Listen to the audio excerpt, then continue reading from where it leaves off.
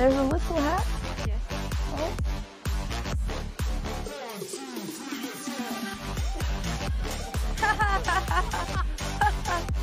Andrea and Andreas! Andreas! We have you here! We have a girl gang. I've never had this in my life. This is very exciting, and they're all better than me at chess. I know a lot about wine, obviously. Drink it every morning. No, sorry, that's whiskey in Ireland. I confuse the two things. Spaghetti? Dobra. Burger? That's 30 seconds to a minute. Alex might lose her first match. Literally no one opening that's Because it's the memorize, best one. and you still It's actually very complicated at higher levels. Yeah. Coats and accessories. Yeah. Opa! Yes! Nerd, I understood that. So we made it to London barely. Andrea, Alright, we're crossing the river and there's Big Ben.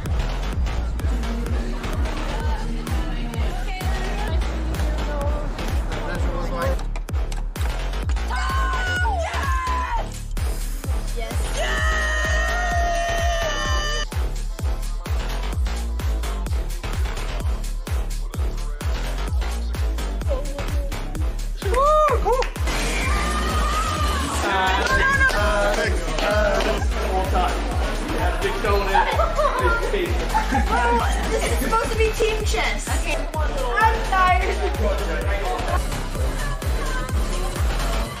That was fucking terrible. I'm never doing it again. He couldn't get a gambit already. Palms are sweaty, they're heavy, but on the service he's in check already. I'm so powerful.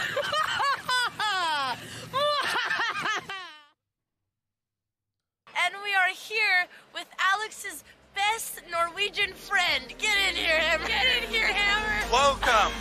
I have notes. The Yay, legendary notes. Oslo Botas Oslo tour. Yay. What do you think about this work, Nick? Look at this framing. Okay, the framing is not great, but nation to the royal palace. Okay. And it has all. We're here with Anna Kramling, my new Botes sister. Might even bring her to Dubai. Overhand machining. You hear that? Okay, this is T-Bot. Come out, man. Don't leave. Which we're going to be seeing. One of the main pieces.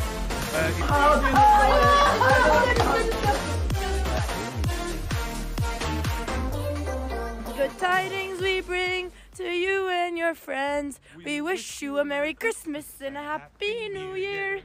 Now give us some piggy pudding. Now give us some piggy pudding. We got with us Alexandra and Andrea Botas. Let's just say. Do you think chess people are fun? Honestly, I really enjoy hanging out with chess players. The Botes sisters are like sharks, and there's just eels just flying around. Like Andrea comes up with only the most refined, classiest, high-quality questions ever. How does the knights move?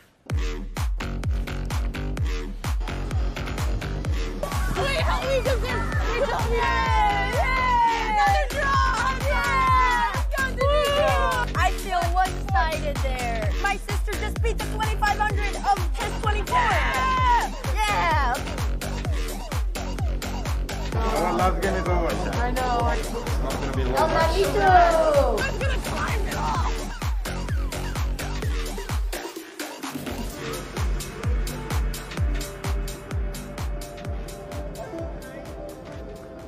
Is it over?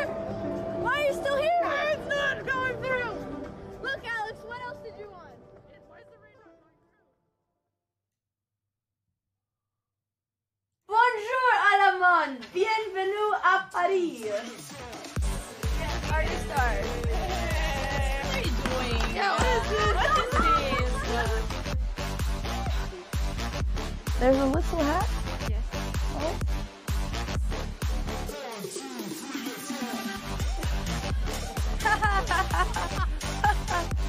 Andrea and Andreas! Andreas! We have you here! We have a girl gang. I've never had this in my life. This is very exciting, and they're all better than me at chess.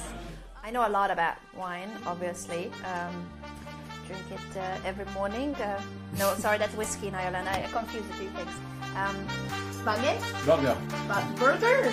It's 30 seconds to a minute. Alex might lose her first match. You literally know one opening that's the Because easiest it's to the memorize, best one. and you still It's actually very mess up theory. complicated at higher levels. Yeah. Coats and accessories. Yeah. Oh, Opa! Yes! Merde, I understood that. So we made it to London barely. Andrea, Alright, we're crossing the river, and there's Big Ben.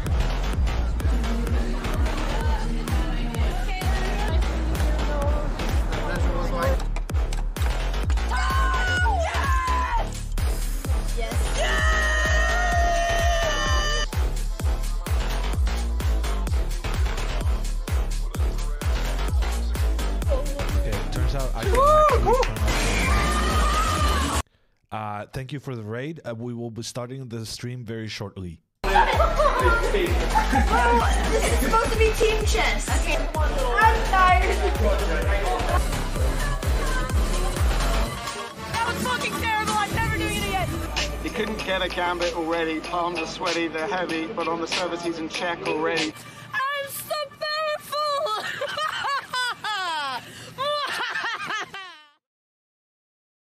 And we are here with Alex's best Norwegian friend. Get in here, Hammer. Get in here, Hammer. Welcome. I have notes. The legendary Oslo Botas Oslo tour. Yay. What do you think about this work, Nick? Look at this framing. Okay, the framing is not great, but station to the Royal Palace. Okay. And it has all. We're here with Anna Kramling, my new Botes sister. Might even bring her to Dubai.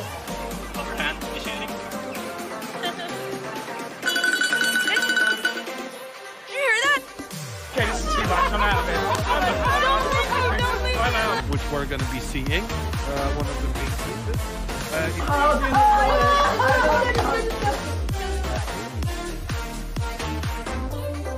Good tidings we bring to you and your friends. We wish you a Merry Christmas and a Happy New Year. Now give us some figgy pudding. Now give us some figgy pudding. We got with us Alexandra and Andrea Botas. Let's just say. Do you think chess people are fun? Honestly, I really enjoy hanging out with chess players. And The Botes sisters are like sharks, and there's just eels just flying around. Like Andrea comes up with only the most refined, classiest, high-quality questions ever. How does the knights move? Wait, how do we do this? Another draw!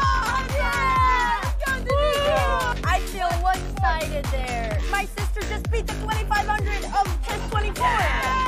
Yeah! Last game is over. I know. It's not going to be long. Oh, me too! I'm gonna climb it off.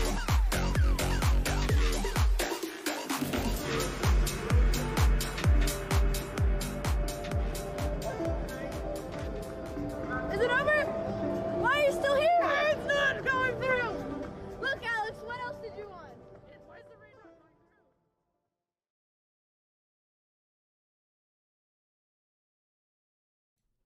Hello, everyone. Not fired, by the way. Not fired. On a completely unrelated, not fire note, I want to remind everyone that this stream is being sponsored by Coinbase. Alexandra and Andrea's trusted platform for trading cryptocurrencies. If you're curious about learning more on crypto, Coinbase has some nice educational resources on their website and app. Coinbase to find more information. We're gonna be very thorough about promoting all of our sponsors. That is part of my not fired strategy for today.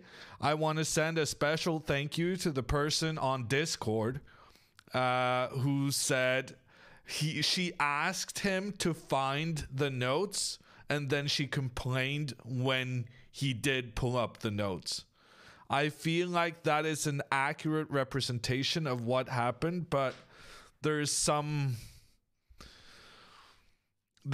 disagreement. If you were not here, the VOD from yesterday was nuked because some prep may have been shown on stream. That's all I'm gonna say. Whose fault it was and the blame game, I don't think we need to go into those details. We have a camera from Reykjavik. Let's go. Let's take a look at this. We have on the right side Mr. Jon Ulf Hafþórsson. And with the white pieces, Miss Alexandra Botez.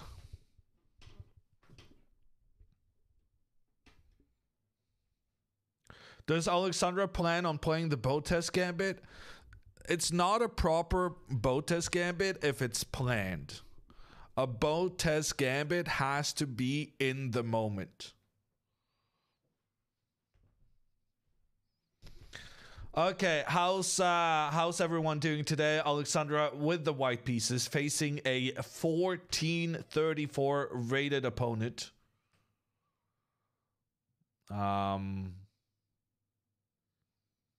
Yeah, nice backgrounds. Nice backgrounds.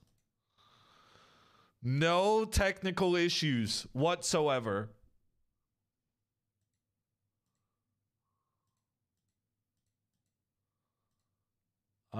Do we want to get this guy more in frame? No, I think I can't be bothered. Sorry, chat. This guy must be underrated, surely. I've taken a look at his chess.com games. This guy posted his entire name on chess.com, making him very easy to find. I want to encourage all other tournament participants to have an unusual Icelandic name and put the whole name on chess.com. The pose was normal, no? That pose wasn't too bad. Can you pronounce his name? I can try. My best attempt is Jon Ulf Hafþórsson. That's my best try. Okay, we're off. D4, starting out. Is it going to be a London? That is the big question. The guy moves his knight out, trying to be flexible.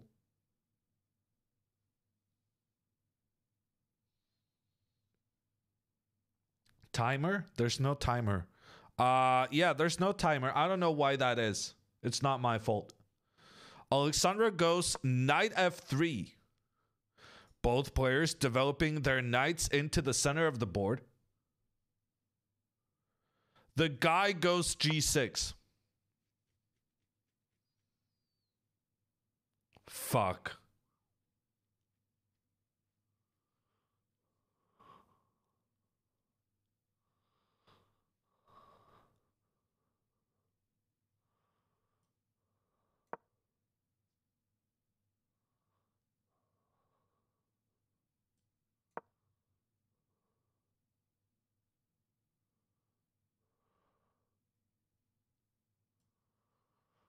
You're fired again? Yeah, I don't know. He's never played this before. But the worst thing is, against the King's Indian, Alexandra likes to put her pawn on this f3 square. And now she can't even do that. Oh no. No. Okay, clocks are here, people. It wasn't my fault. Okay, so the good news is Alexandra knows a great deal about the King's Indian. This is her favorite opening. The bad news is she was not prepared to play the King's Indian opening today. So good news, bad news. And normally against the King's Indian, she likes to put her pawn on f3. I have strongly tried to discourage her from doing that, mind you, but it is what she's most familiar with. So also good news, I guess. Again, now against the King's Indian, she actually has to develop her pieces. Oh, the relay is a bit behind. Okay, she's actually developing her pieces against the King's Indian. This is quite rare for her. C5. Oh gosh, he's playing the Benoni against her. Wow, she's gonna get, wow. She's actually gonna get the same game as yesterday. Now, if e6 castles takes, no. If e6, h3, takes, this is the same position she played with the black pieces yesterday. We legit might get the same game. Did she win yesterday? Yes, she did, but she also lost.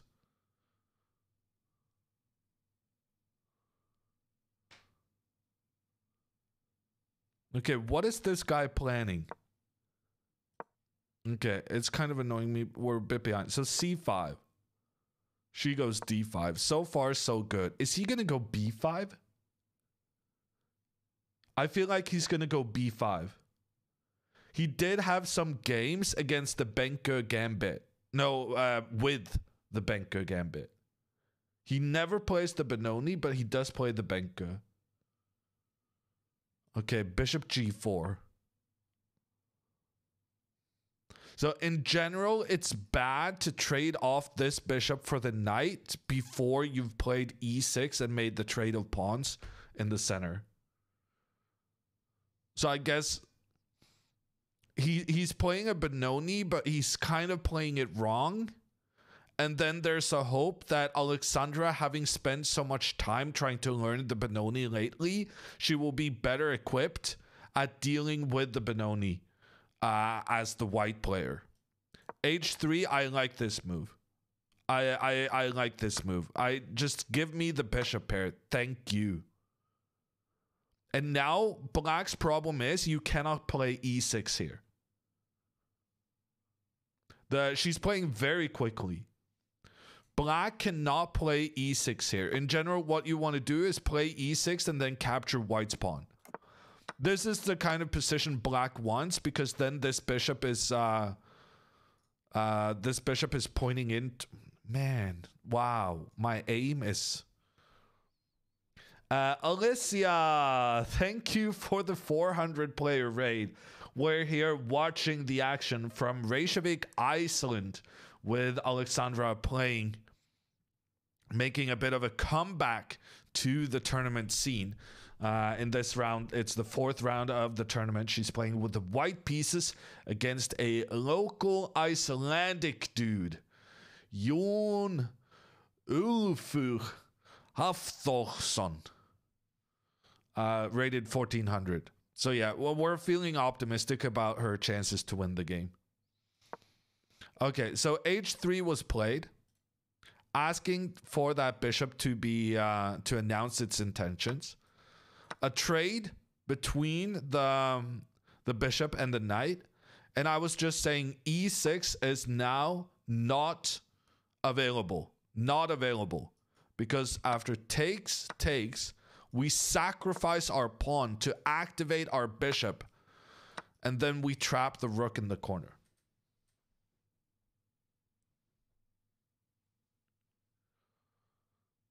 I love your Icelandic. Thank you.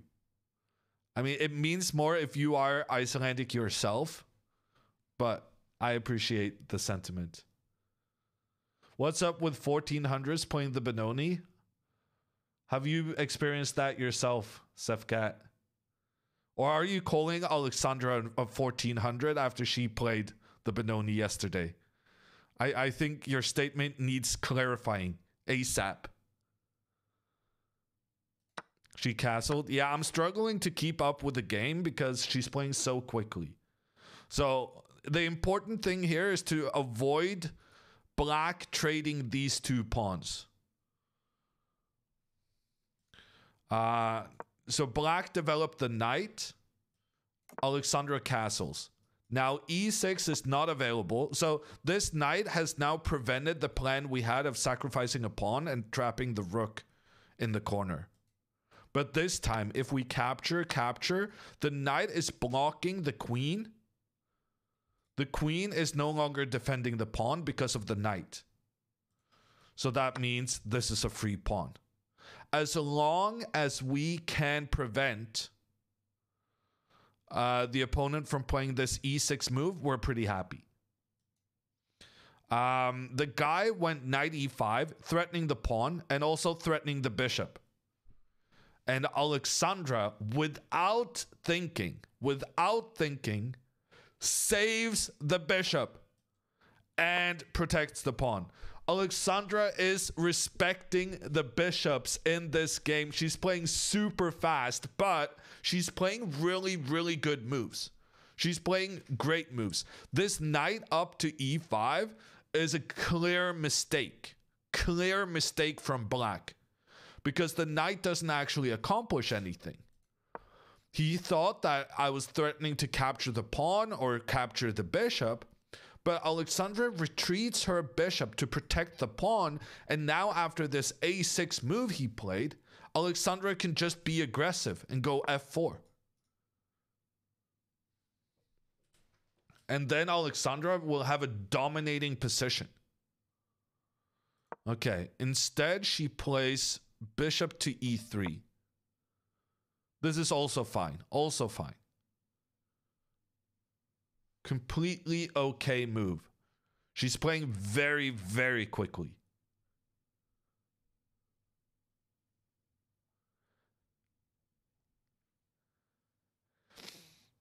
Hammer not fired. It was a close shave. We're being particularly aggressive. Well, let's not say aggressive. What's the word I'm looking for? We're being extra, not careful, vigilant maybe. We're being extra vigilant in promoting the sponsors. But it's not fired yet. But eager to prove that I am actually generating some revenue. Trying to showcase other positive things about having me as a commentator that will kind of brush over the fact that I am the coach who leaked prep.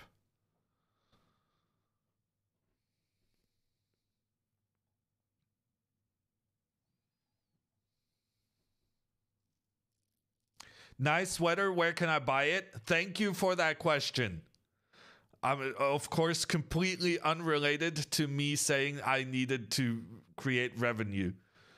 This is the Botez Alive sweater. A nice little king, queen, knight on the front with the little Botez Alive feature on the...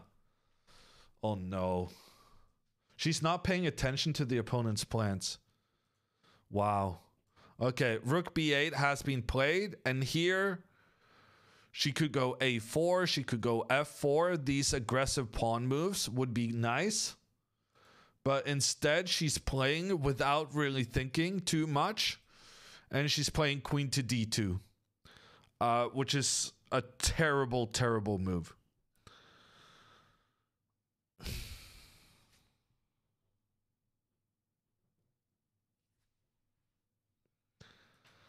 If you want the sweater, please check out the shop, botezalive.shop. Can't be that terrible. It's really, really bad. It's because basically here with the white pieces, you have like black has absolutely nothing going on. And we saw that also for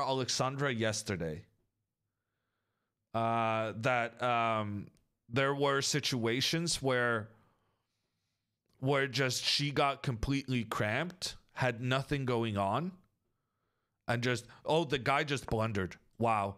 The guy just played queen d7 and the game is over after f4. The game is over. The game is over. What the fuck?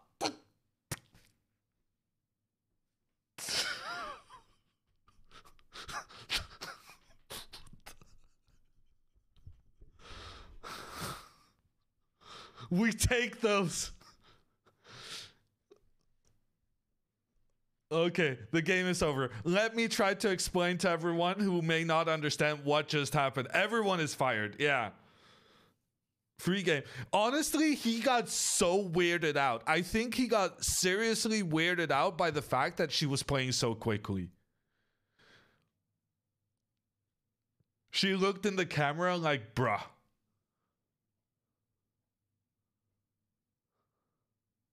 Don't say too much. Yeah, we want to be careful about leaking. Could the guy in the sweater please get his ass out of frame so that we can see the blunder that has been made? Thank you. This guy, we need this guy's reaction. Okay, this guy just cannot believe what just happened. He was on the featured table. He was going to have several thousand people watch his game. And it's just over. It's over after 15 minutes. Died inside, yeah. Poor guy. Yeah, no, poor guy. Go check out his stream, you know. We'll promote everything today.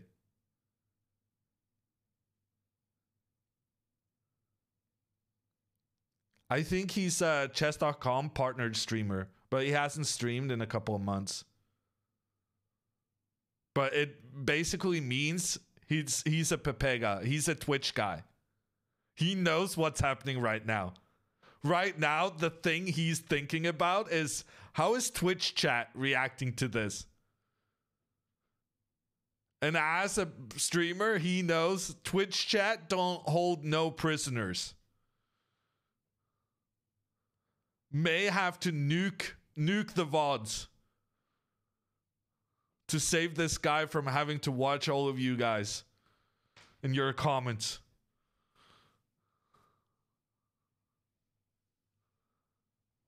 Show some love to the streamer, to our today's opponent, to today's paid actor. Show him some appreciation for trying to make Alexandra feel better about the bad tournament she was having up until now.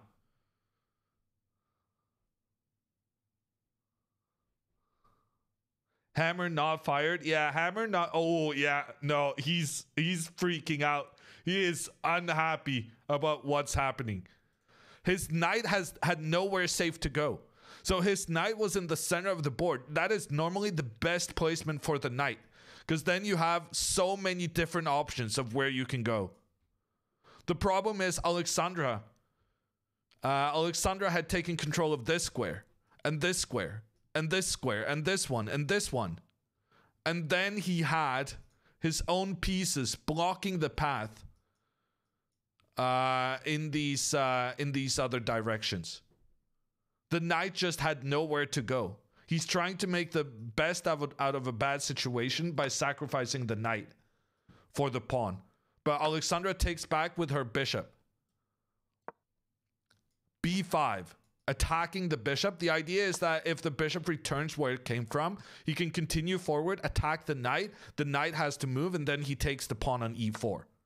So he's trying to create some freakiness. But Alexandra is having none of it. Bishop d3, played very quickly. Good move. Bishop protects pawn. So now if the black pawn attacks the knight, then the knight can move away.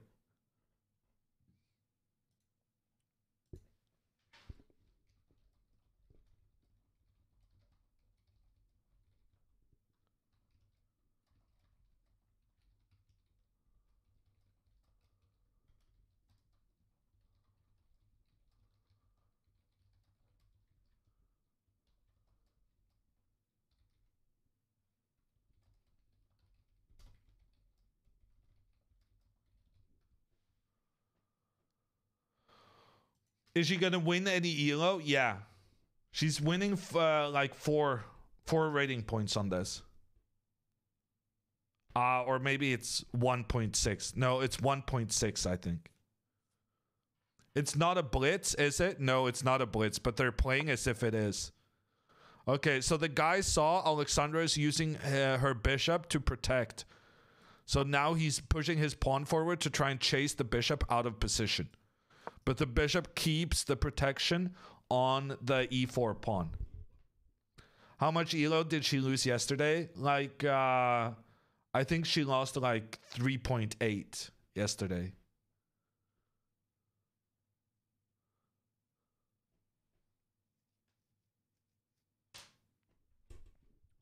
$1.6 is pretty good. Like, I usually massively celebrate winning 1.6.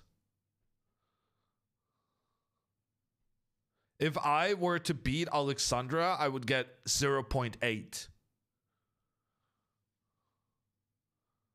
in comparison.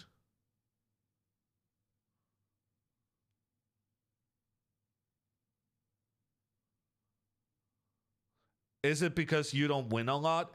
It's because it's important to celebrate even the small victories in the life, Queen Nilin. You should watch yourself. I may not have a ban hammer, but I do have the ability to talk to the mods. Okay, the guy is continuing rushing forward with his pawns.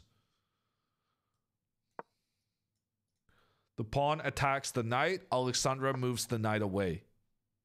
So far, Alexandra has spent pretty much more time writing her moves than she has spent executing them.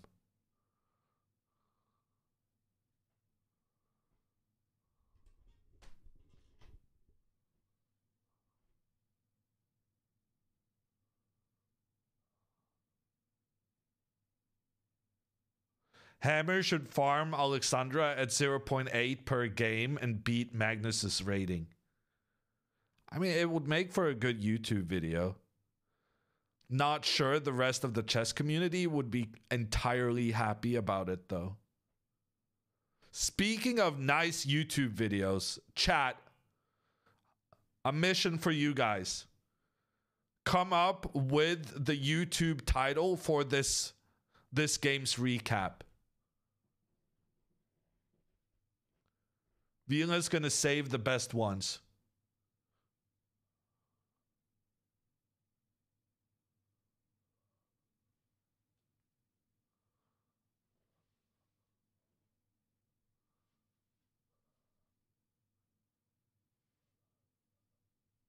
Wow, you guys are terrible at this. I really thought you guys were gonna be... He doesn't know how the knight moves? Okay, that was half decent. Paid actor throws on move 7. That's not a good... Or maybe it's okay. Dear YouTube, the horsey got trapped. This isn't GME Karu's channel. Wow.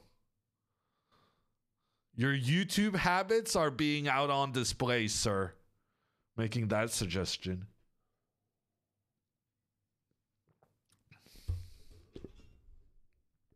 Poor Icelandic guy has an absolute mare. Wow. I genuinely thought Twitch chat would be kind of inventive and cruel enough to make a good YouTube video title. But my gosh, you guys are so bad. ChatGPT would do a better job than you guys right now.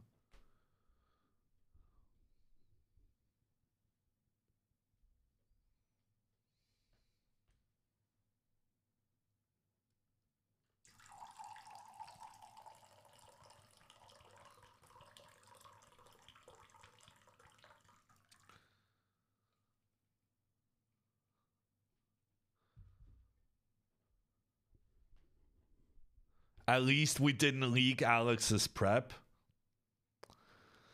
How long are you going to hold that over my head? Knight d4 played.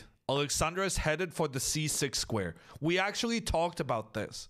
we talked about try to be better at identifying squares where your opponent cannot kick you out. C6 is one of these squares. It's protected by the white pawn, and there are no black pawns in a position to kick you out. The knight is headed here. There's no black bishop that can kick it out. The black knight is not in a position to challenge white. Perfect placement. So far, Alexandra has played 18 good moves and 1 terrible move. But as it happens, the terrible move was the one that won the game. Because the guy responded with an even worse one. Copycatting Alexandra.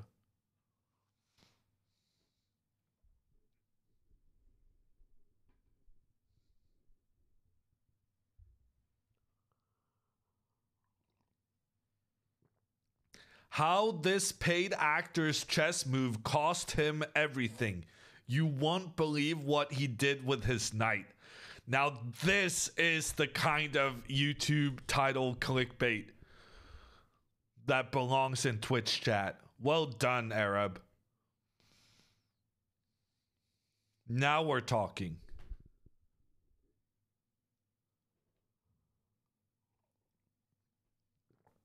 Anyone got a better YouTube title than that? Her terrible move was basically Pog. I mean, let's just say that I didn't have time to go through why her move was terrible because the opponent made a huge blunder on the very next move. He's the hero. He saved me from just completely annihilating Alexandra's play. And now she's going to win in under an hour. And then, you know, I think maybe when she calls us, we're not going to mention that she played like this awful move. We're just going to say, oh, you're so incredible. You're so smart. Amazing game. No mistakes. Perfect. Such quick play.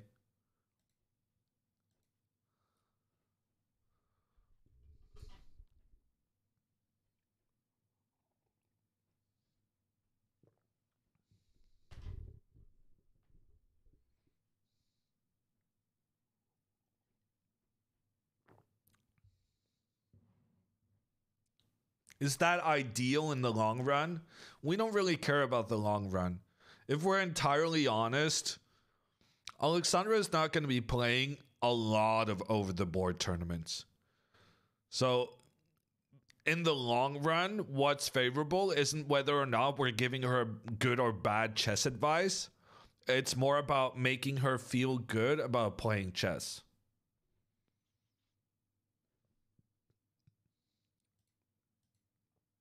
So her being happy in the short run also helps her in the long run. Okay, the guy plays a5. She's gonna go knight to c6.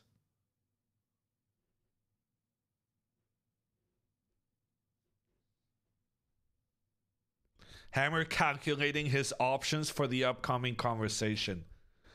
I mean, how many people in chat do not plan their conversations ahead of having them?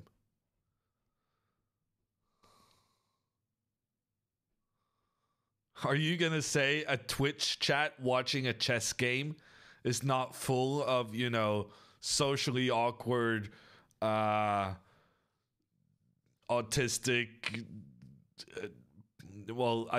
tendency kind of characteristics?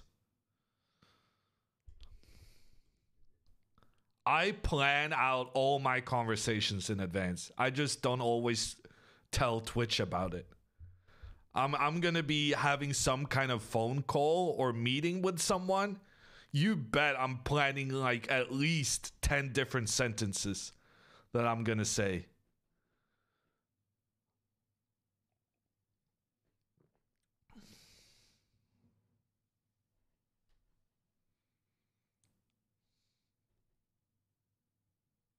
Conversation prep?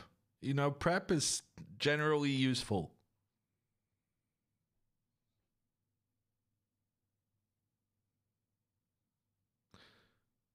Do we like Alex will win this game before move 25 prediction? No, Gerber. Let's try and have something that's not, well, 6 moves.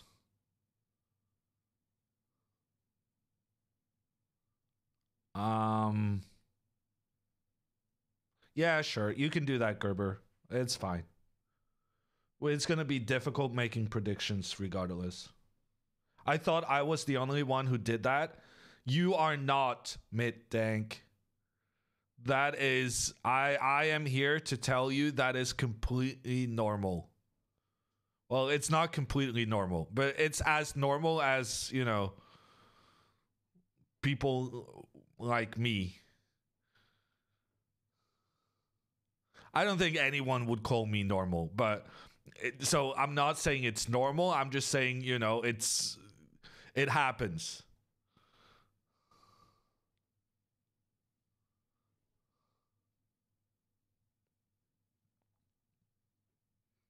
Okay, so knight c6 was played. The guy now has to sacrifice his rook. I'm not sure he's going to realize he needs to make the sack.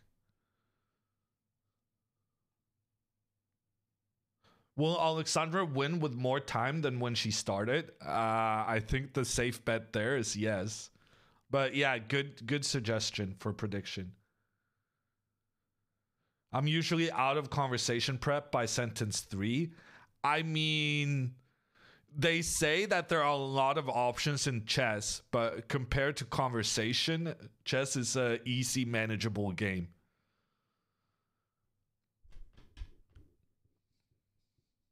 Do you practice handshakes? No. But I'm just naturally talented. There are some chess players who are not talented at handshakes. Honestly, those people should be banned from chess tournaments. I've seen some awful handshakes, especially Vishy Anand. You may have heard of him. Former world champion for like a couple of decades. No, at least a decade, something thereabouts. He has the worst handshake ever. And as a chess player, you have no excuse for having a bad handshake because you do them all the time. It's the one thing you're practicing like 100 times a year.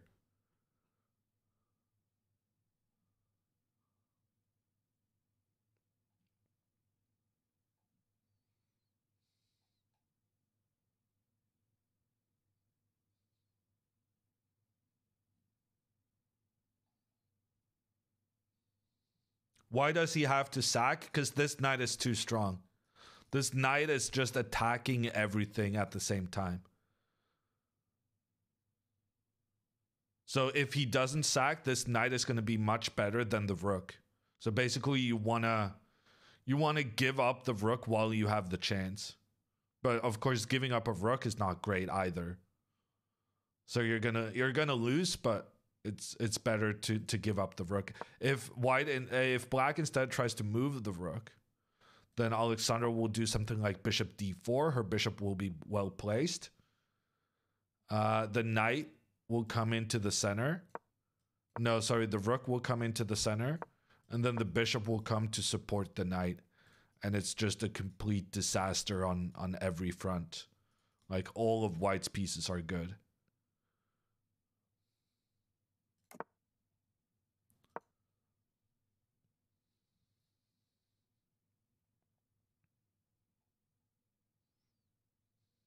How much ELO can she win? She's going to win 2 points by winning this game.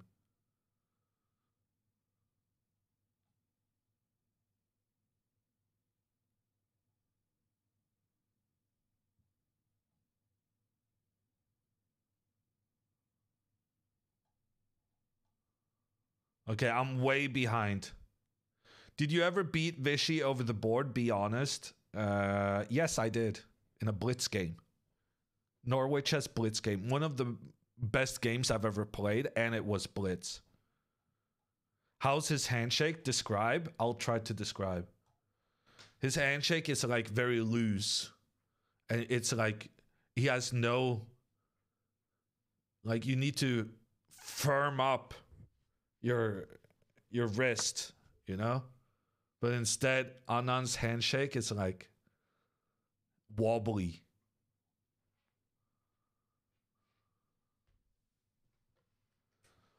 Okay, the guy realized he needed to sacrifice his rook. But then that's going to make it an easy move for Alexandra.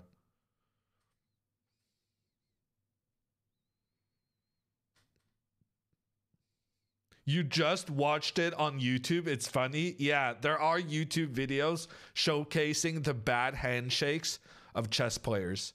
And of course, Vishy Anand makes the list.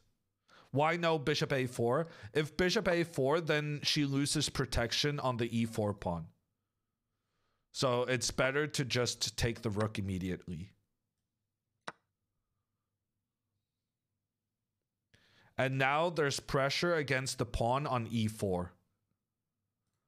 But the most important thing here is to make sure that this black bishop doesn't become a monster. So here, bishop d4 is a great move, allowing black to capture the pawn on e4. But after all the trades, the white rook comes in, attacks the queen, and attacks the pawn on e7. And if the queen goes back to defend the pawn, then we get a double attack. But this needs to be calculated, and you would think you need some time to calculate this. But no, Alexandra today is just a woman on a mission. Wow. Wow. She wants to go sightseeing or go to the sauna or have a nap. Whatever it is, she's planning. She wants to get out of here quickly. But now she's also making good moves. Bishop d4, sacrificing temporarily the pawn on e4. Great move.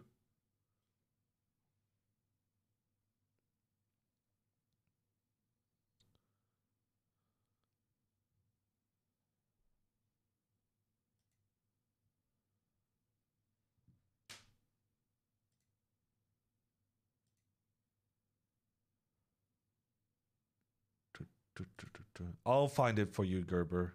It's like at the complete bottom of all the events thingies. You can also search within the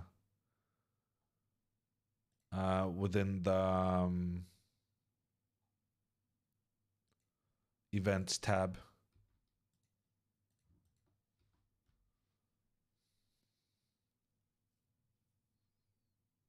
Who's winning? Alexandra is winning, and it's not even close.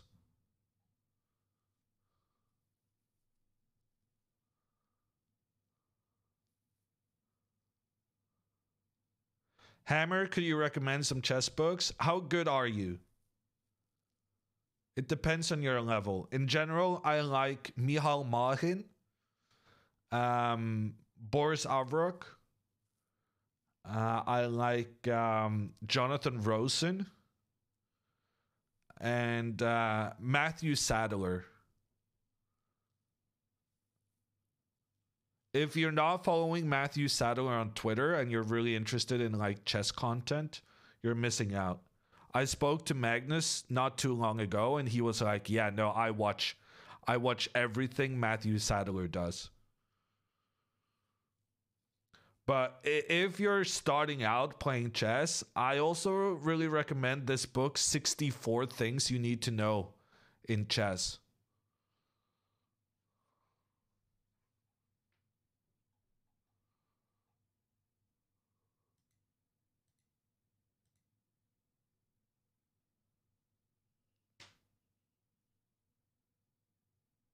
$64 is a lot, yeah.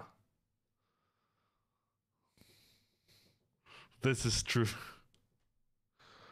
Why not 65? Well, I do think, don't quote me on this, but I do think it's because there's 64 squares on a chessboard. It's a feeling I have when it comes to a chess book.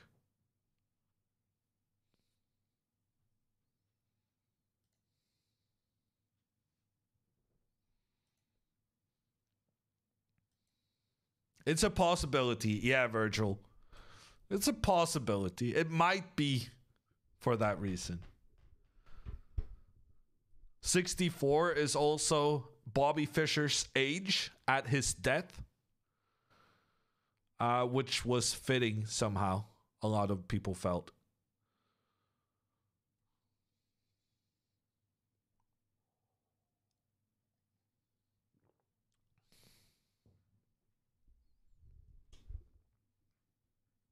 Maybe not the most appropriate thing to mention on stream, but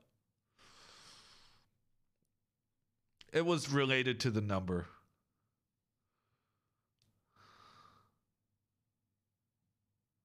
"64 things to know about chess." Number 1, the board has 64 squares. That's a good one.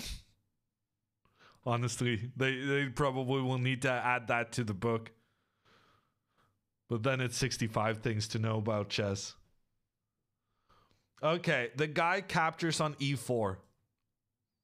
We're going down this line. The game is going to be over in 5 moves now.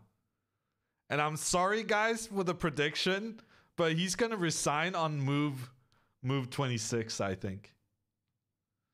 Alexandra takes back. Alexandra is legit going to have more time when this game finishes than when it started. She makes the trade between the bishop and the knight in the center.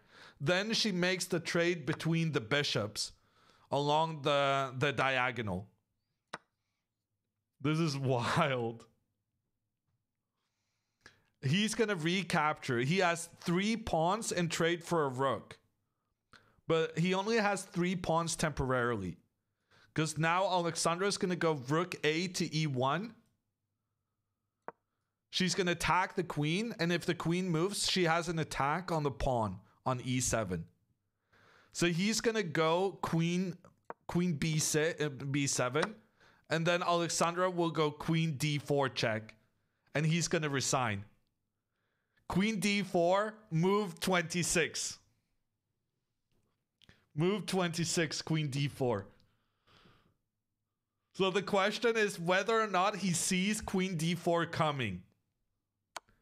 So is he going to resign now? Then you guys win your bet. But if he moves the queen back first and Alexandra executes her double attack, then it's move 26.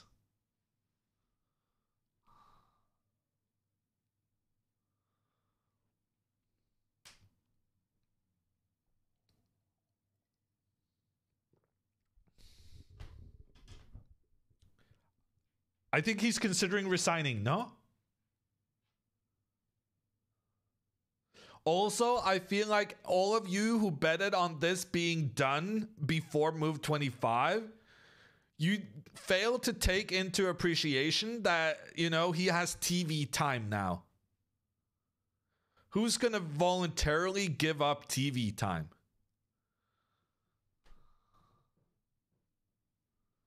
Actually, I don't even feel bad for you guys anymore. You just made a bad bet. Anyone could have realized that he's not going to resign anytime soon.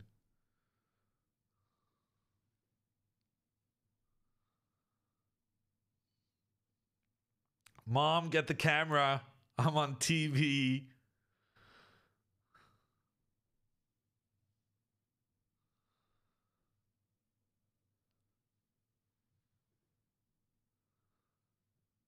Oh, she did a wink? I missed it. Is she doing Morse code with her blinking? Okay, the queen has moved, guys. Unless he resigns before Alexandra now captures this black pawn with her rook. Okay, she didn't capture the pawn. She went with the queen. Check on the king. Move 26. Let's pay out let's pay out the prediction and do another one if he's gonna resign before move well, if he's gonna resign by move, Well, formulated in a way that it's unconclusive. Well, that's conclusive. That's, you know what I mean. Unambiguous.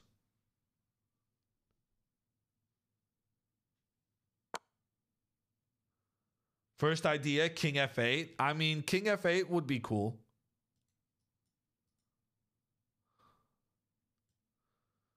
King F8, Queen H8, checkmate. A fitting end to the game.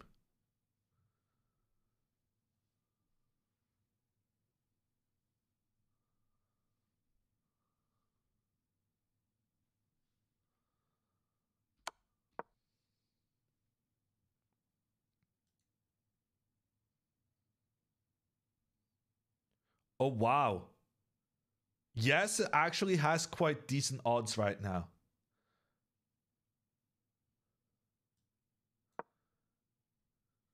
Let me... Okay, he goes King G7, but now Alexandra can take the pawn. Let me put some money on this.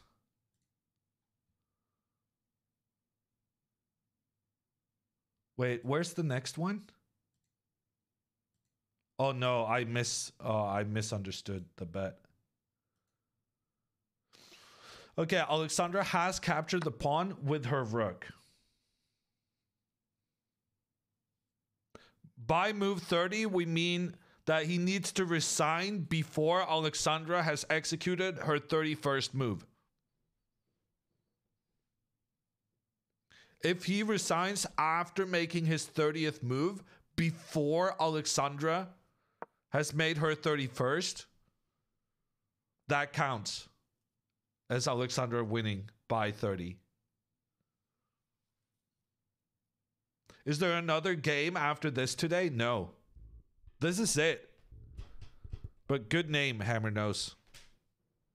As long as your profile picture is not my nose, then good username and good question.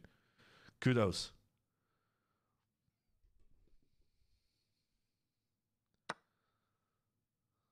Your profile picture actually is your own nose. Wow.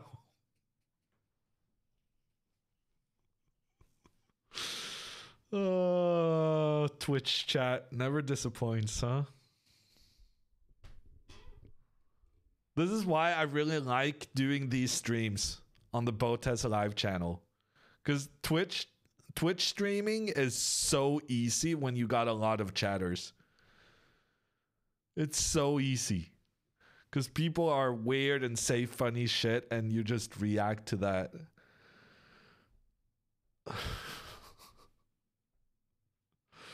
Okay, D5 on the board. Alexandra's gone F5. She's trying to open up for the rook.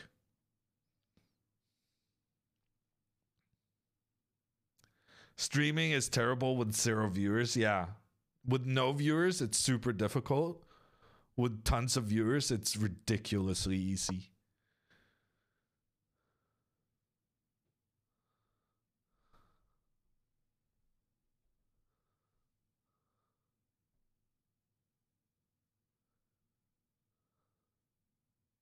What's the move number? F5 is move 28. Move 28. I feel like a lotto announcer right now.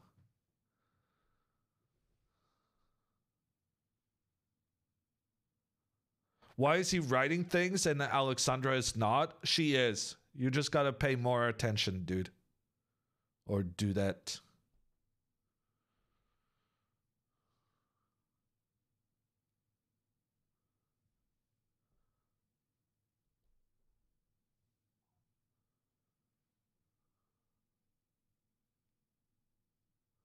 Okay, we have a slight announcement. We interrupt our regular scheduled broadcast with this little announcement.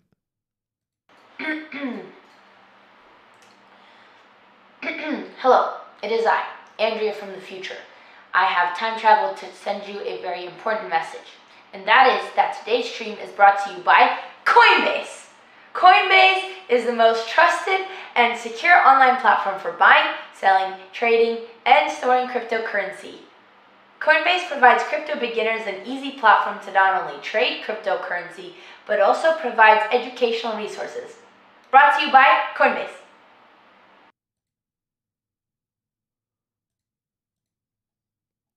Sorry, guys. Should have given you a headphone warning.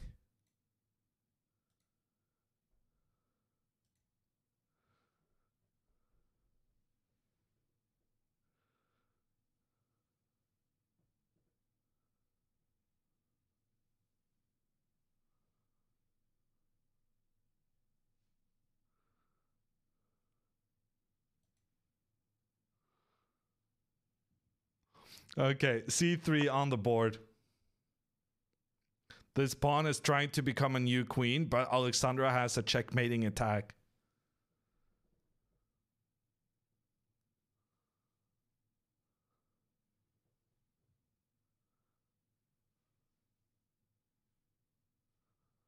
Alexandra, I think Alexandra is very committed to her YouTube title already. I'm pretty sure if we ask Alexandra now if she was spending the opponent's thinking time planning the YouTube title, she's gonna say yes. She's so committed to making her moves in less than 30 seconds. She keeps gaining on the clock. Now she's opening up for her rooks, her queen. Black King is not having a great day right now.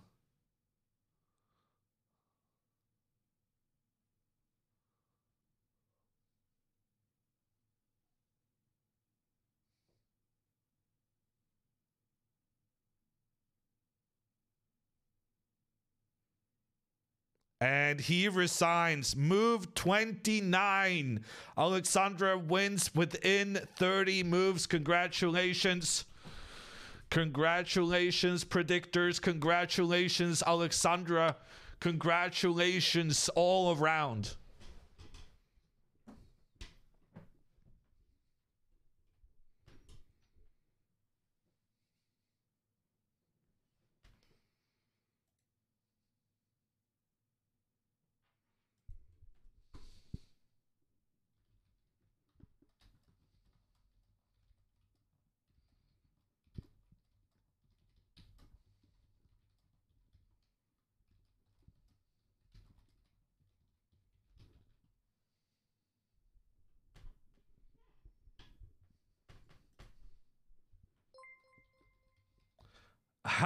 Thank you, 5 gifted from Annoying Mouse.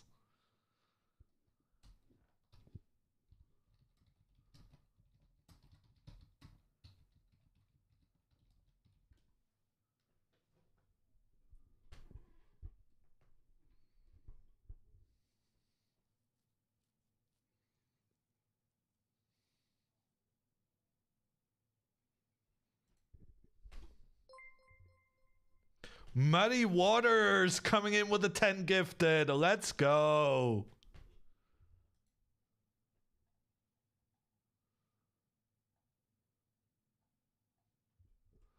What a win.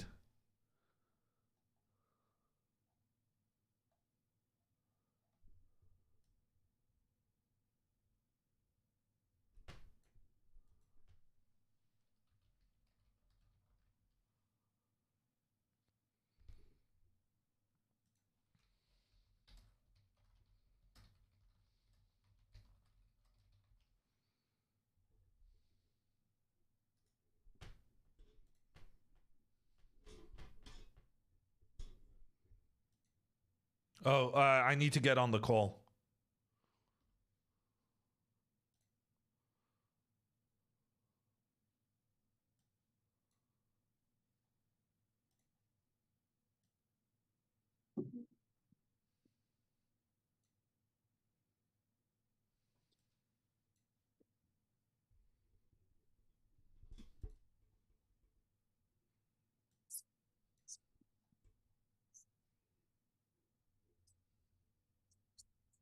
I think she's whispering.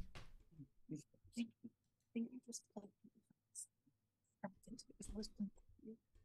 I think that it probably induced her quickly.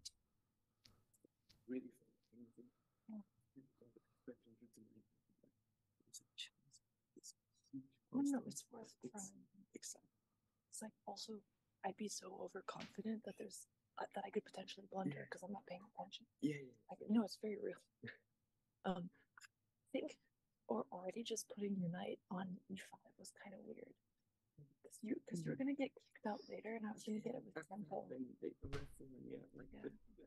was thinking maybe that I could essentially destroy my king side structure. Usually don't want to destroy your king side structure. But usually, like, I don't know how the chess so works out. You've been playing for 3 years. Yeah, almost. Yeah. But again, really nice to have played you.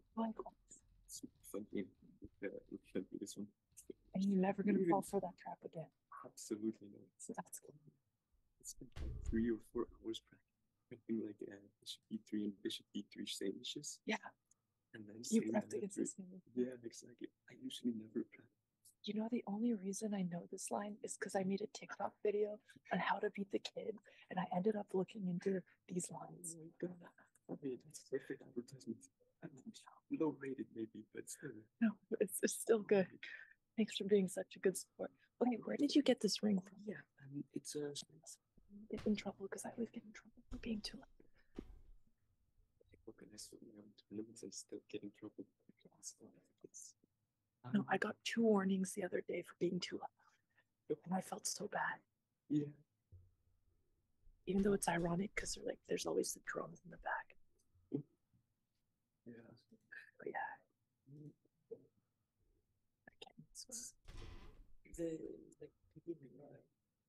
Our beginners usually tend to speak more, so it's like and when they speak, you cannot almost feel like you can speak.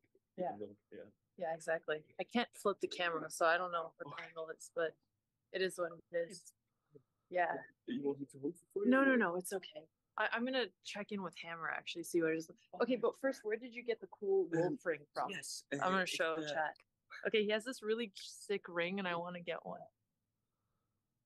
Okay, where is this from? So it's from a store roughly downtown called Guttelsmedjan.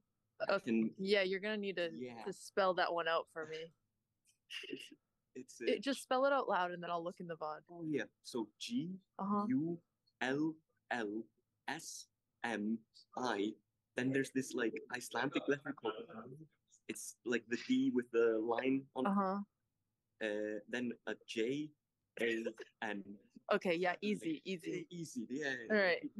Like Icelandic is so easy, isn't it? So easy, for sure. Okay, thank you. Yeah. Again, thank you so much. Like, it was a wonderful game. Yeah. Hey, it happens. You're learning. Better way to learn. Exactly. Okay, thank you so much. And have a wonderful, I guess, day. Thank you. Yeah, I mean, I'm gonna use it to probably prep for tomorrow. So, and you've had long games too, so you should also get some rest. 4-hour game and then a 4.5 Yeah. hour game. Yeah. Usually don't go above 3. Oh my god. But also check out the crepes. The crepes place. Crepes place. Yes. Okay, what's it called? Or I'll look up crepes place. Like ELBUR. Okay. It's really nice. Okay, I will. Thank you so much. How would they? You too. Bye.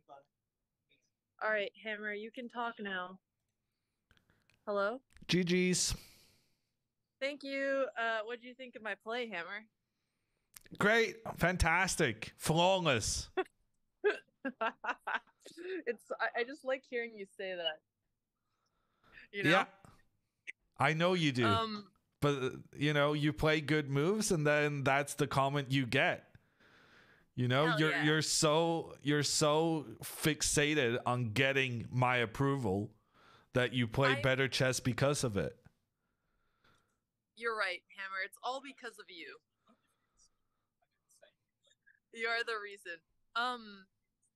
How's Dina's game doing? Because I know you're watching that one too. I'm supposed to be. Have you not been watching her game too? I mean, there was something going on in the other game. I never really got around to it. Okay, well, maybe since we ended early... Also, you're upside down, apparently. Okay. Well, maybe since we ended early, we can watch Dina's game for a little bit. Yeah, I'm gonna be staying on stream for another hour. Okay, well, you get Dina's game, and then obviously Anna, we have her stream for it, but you can take a look there too. Yeah. Do you wanna help I don't me? wanna take her content, actually, so maybe just take Dina's. I need to film my recap video now because the lady is gonna be here to help me film. But I could call you after. Yeah, sounds good. I don't know how long it'll take, but I'll just message you after, and then we'll go from there. Yeah, we'll see if we're still live. Yeah. Okay. Sounds good. Okay. GG's. All right. Good game. Thank you. I'm gonna come say hello to chat by also being a chatter, but okay. Bye, Hammer. See Bye. you soon, hopefully. Bye.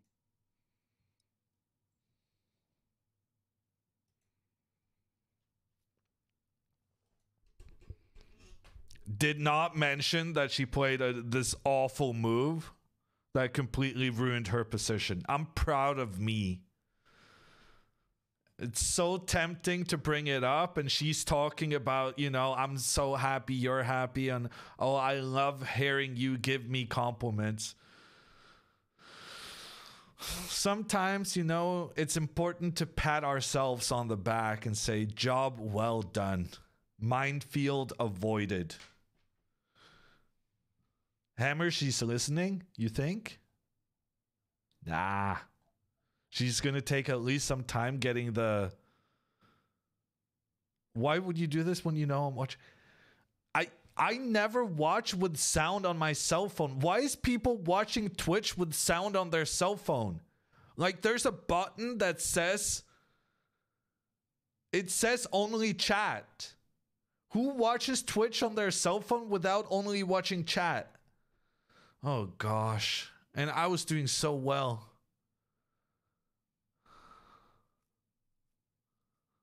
Are you okay? Well, now I might get fired again. Please use command merch to buy this nice looking Botes Alive sweater. It's got, you know, some cool pieces on the front and the nice sleeve with the Botes logo. Also available is the Botes Alive chess set with the first edition pieces. The box it comes in is beautiful, handcrafted. Wait a little bit.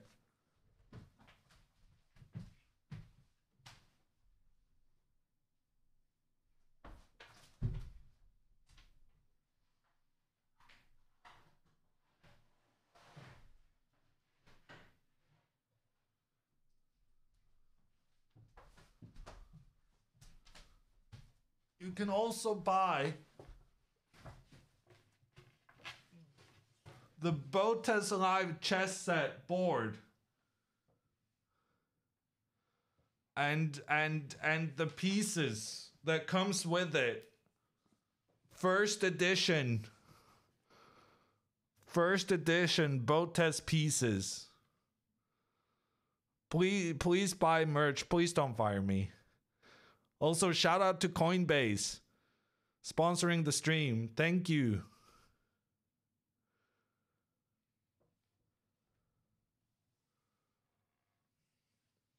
I think I'm saved. I think I'm saved.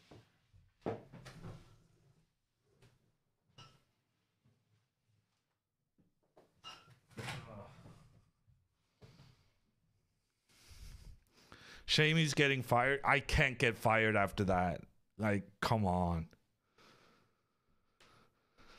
How heavy is the board?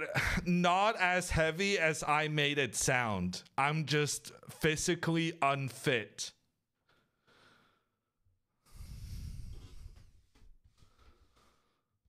Less heavy than I made it seem.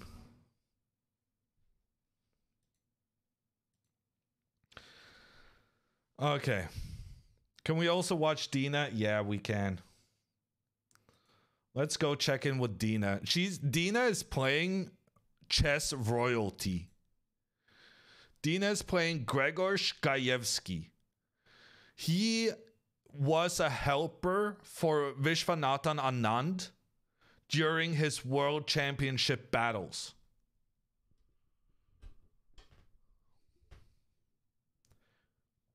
He's a grandmaster. He's 2587, but frankly, that's the lowest he's been in some time, I think. This is basically the Polish version of Hammer. Is he better than you? Well, not anymore. He's older than me. But maybe in 3 years, I'll be as bad as he is now. Can you move the board not to cover Dina? I can even do better than that. Because Dina has a better camera than Alexandra, so it's much easier to move the camera around.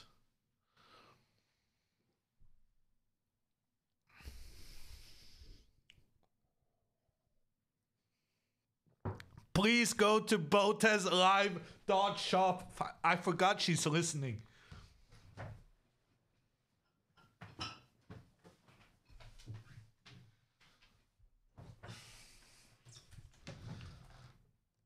BotezLive.shop. Nice chess sets, sweaters, very nice pieces with the inscription first edition.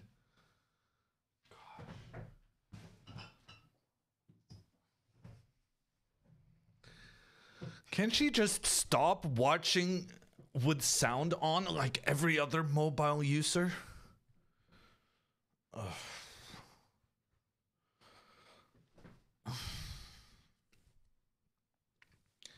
Okay. Should Alexandra fire Hammer? Why are we doing these? Oh, no, take Hammer back. Okay, thank you. Yes, saved. Thank you, chat. Whew. Okay, Dina has sacrificed a pawn. Dina has sacrificed a pawn, but she has her rook pointing down on the black king. And now if black castles, Dina has a trick. Knight takes pawn, sacrificing the knight, but this opens up for a potential fork on the king and on the rook. So if the queen could come here unhurt, that's going to be good. Now, we don't go there immediately because the knight, that's a Botez gambit. But we can capture the knight, then follow up with the queen, and Dina wins the game. And this is very important. When you sacrifice stuff, you want to try and prevent the opponent from playing the obvious moves. And what Dina has done here is that her latest move has prevented black from being able to castle, which is a problem when you have a rook pointing down on your king.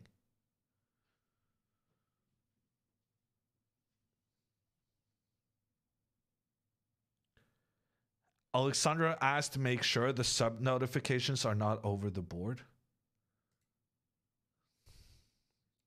Can someone please sub so that Alexandra can see I'm a proper streamer? Gosh, she has no faith. No faith whatsoever. No. Yeah, okay. Mega Man coming in with a gifted sub. And boy, it was not over the board. It was in the center. There's even the guy announcing the sub. Coffee Moves coming in with the sub. Getting baited by a professional streamer. I'm such a professional streamer. I even baited a guy who wasn't gonna sub to sub. Gerber Baby 3 gifted a tier 1 sub to Ristak. And I also got 2 regulars to gift a sub because they're silly. And didn't realize I was baiting the rest of you. And we even get some from Rob. Let's go. Rob with the 5 gifted.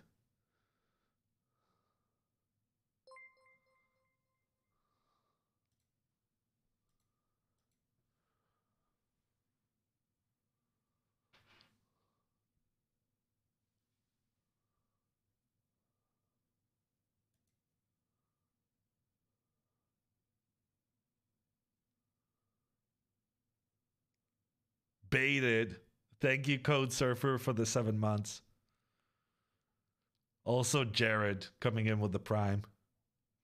I appreciate you being team players.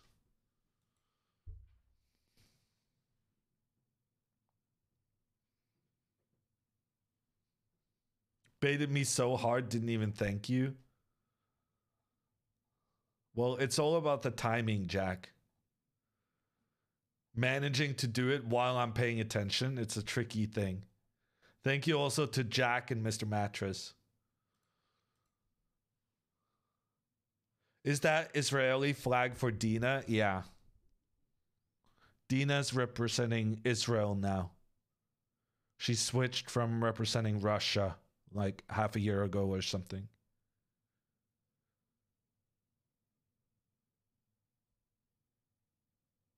What was the result of game 3 for Dina? So yesterday evening, she won her game, but it was a really tough battle. First, she was much better. Then she was equal. Then she was lost. Then she was equal again. And then she was winning. It was a roller coaster, but she managed to prevail. And as a result, she's now playing against a very, very, very good opponent.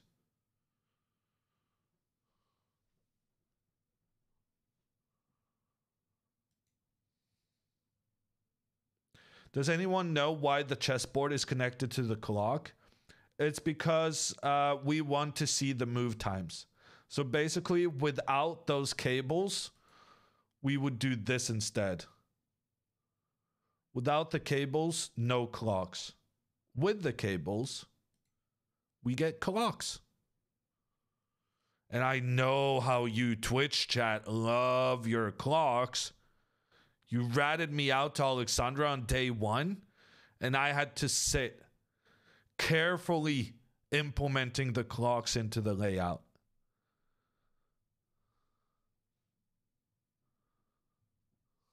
It's funny because it's true. That's my general approach to comedy. Funny because it's true.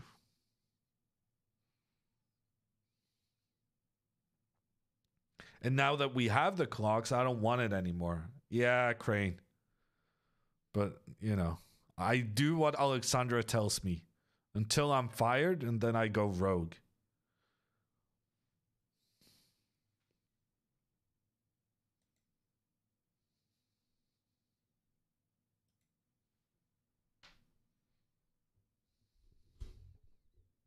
Grumpy hammer is the best hammer.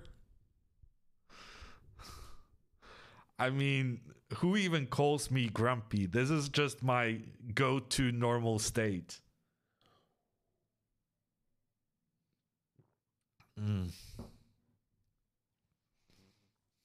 The more I'm thinking about this, the more I'm wondering, if we go back one move,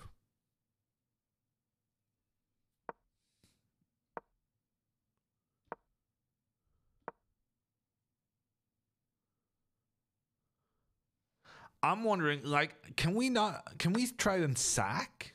Okay, no, that's not good.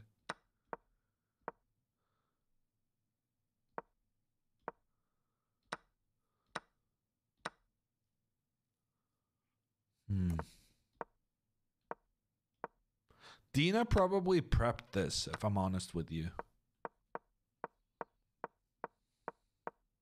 Okay, so it started out as a Sicilian. And then Gaevsky played the opening I'm trying to get Alexandra to play, and which she refuses to do. Oh, I want to play the French. I want to have no space for my pieces.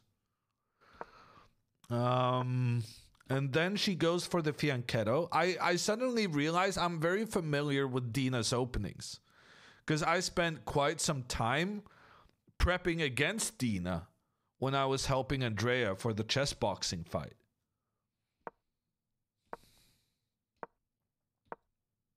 And here, by being so aggressive, well, by not preventing this pawn from moving forward, the knight got chased, and then there's no good way for white to defend, and so she just sacrifices. That's pretty bold. Pretty bold play from Dina to just give away that pawn in the middle. But the engine kind of likes it. And like, she's got the Grandmaster thinking now for quite some time. And like we already talked about, Black cannot castle. And then you got an issue. Because if you can't castle, what are you going to do with your king? I wonder if Gaevsky is considering king to f7 just to get out of this e-file. The problem is, after the knight sacrifice and bishop takes, in order to avoid this double attack, you have to take back with the king. But Engine says that's okay.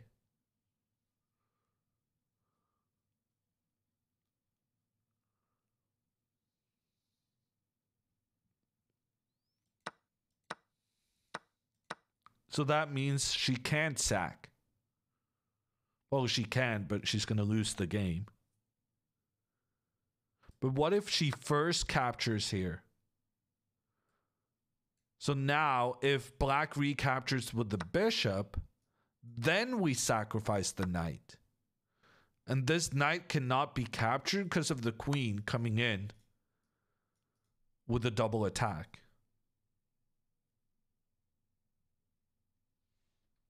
Is Gaevsky a grandmaster? Yes. He's a very good grandmaster. He's one of the helpers for Vishwanathan Anand during Anand's World Championship matches. He's a renowned grandmaster. Is Gaevsky Polish?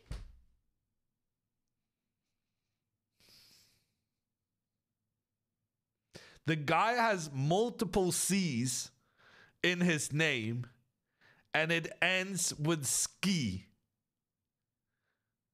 Is he Polish? Is the Pope Catholic? Yeah. That's the ski gives it away. Honestly, a lot of people have ski in like the Slavic countries, I feel like. The ski is a big clue. But like the multiple sets for no reason in the first name, that's the giveaway. I don't know if you've seen Jan Krzysztof Duda, but his name is actually not Jan Krzysztof, which would be a nice, proper German sounding name. No, his name is Jan Krzysztof, because he's put like 3 sets in his first name. The flag is a giveaway. I mean, the flag is also a hint. But in everyone's defense, the Polish flag is one of the easier to confuse. Because there's like 4 countries with the same flag.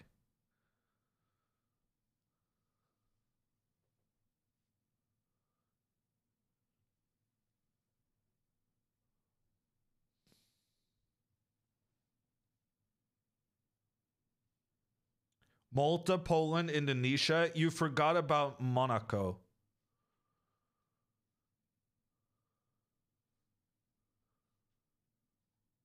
And you forgot about Malta. Well, I guess Malta has the thing in it.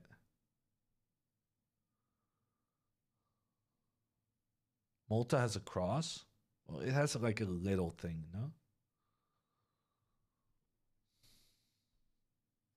How do you pronounce Öen? I just did. Booyah. Isn't Monaco upside down? One of them or both of them is upside down. But that's the trick. How do you remember which is which? Wow, he did play King F7. Someone asked, are you better than Gaevsky? Apparently, we're just brothers. Brothers in brains. He was a chess opening helper to Vishy Anand. I'm a chess opening helper to Alexandra Botez. He's a grandmaster. I'm a grandmaster. He plays the Sicilian. I play the Berlin. Pretty much identical. Did he leak prep? He was probably smarter about it.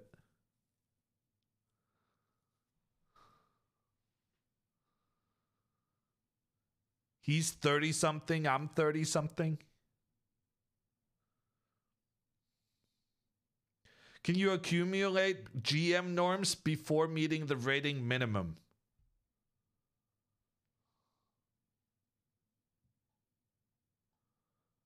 That was a very serious, very chess question coming into our very unserious Polish discussion.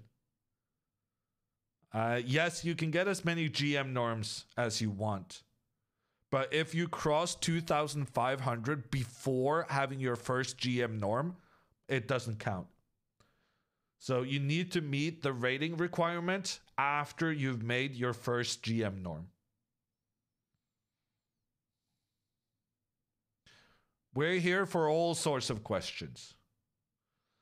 We can go directly from flag discussions to, oh no. Dina, you cannot lean back. I'm gonna get yelled at again. Yes, lean forward. That's how we like it.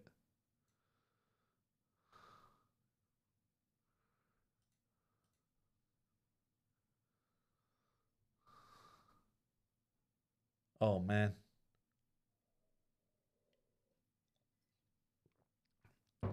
You think I could get clipped out of context for that? I'm but a simple streamer. My mind don't work like yours.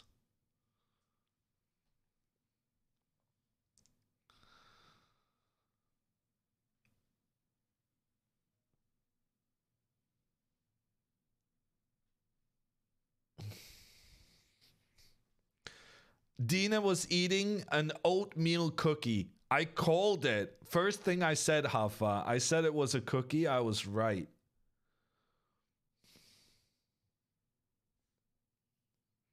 Okay, so here's my plan. Bishop takes. So we already saw that if bishop recaptures, Dina has this really nice sacrifice. So I think what Gajewski is planning here is king takes. And then Engine says Dina is winning. Dina could potentially win this game. The Polish Grandmaster's king is on a little adventure. And that might go very, very poorly. What's with Alexandra? Alexandra already won her game. She won having more time left than when the game started. She won in less than 30 moves.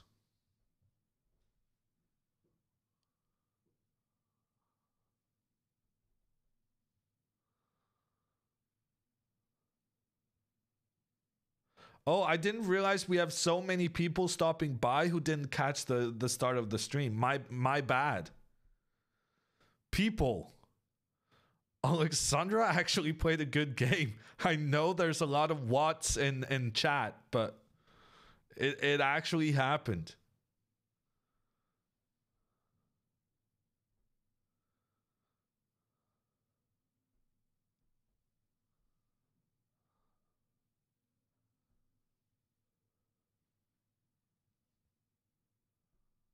Who's Alexandra? I'm only here for Dina. Well, and Dina is about to... Okay, I was about to say a word that probably should not be used in front of Twitch chat.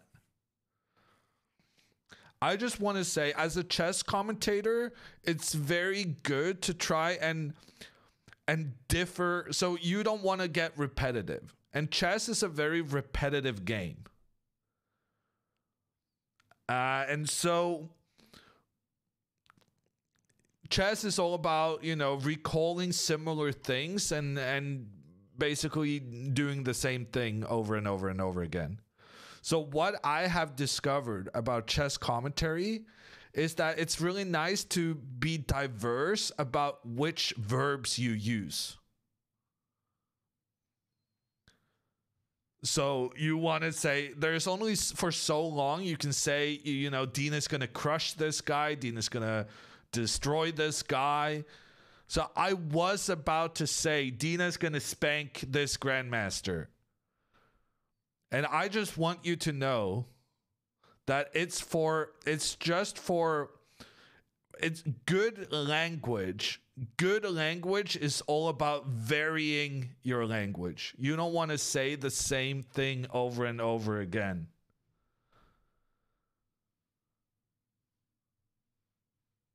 Adjectives too. Yeah, no. Switching up your adjectives is good, but what I learned in journalism school is that mixing up your verbs can be even better, because verbs can be very repetitive too. And you can use verbs to describe in very, very cool ways.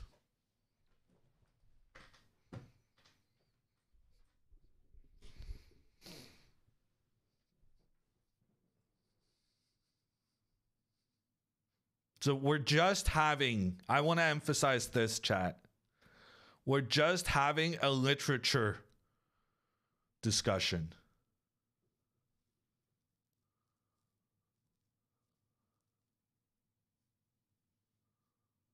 Never try and use the same word 2 times in a sentence. That's bad language.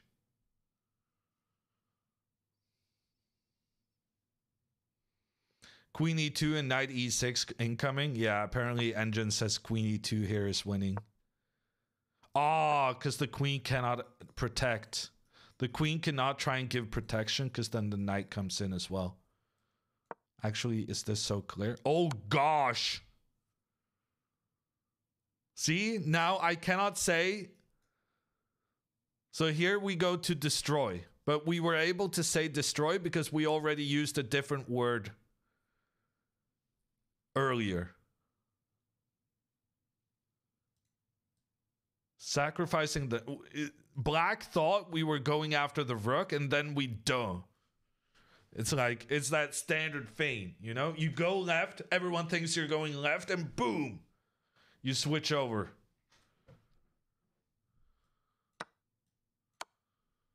Checkmate incoming. Okay, I don't actually see the checkmate here, but...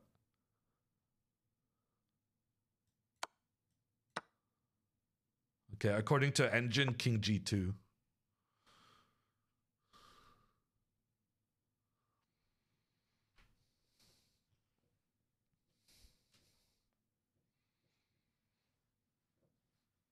Did Alexandra win her 3rd round? No, she lost in round 3. But she's already won round 4. King G2, of course. It makes sense. Steps out of the queen's attack. And also facilitates the rook to get involved. Would be a nice way to win.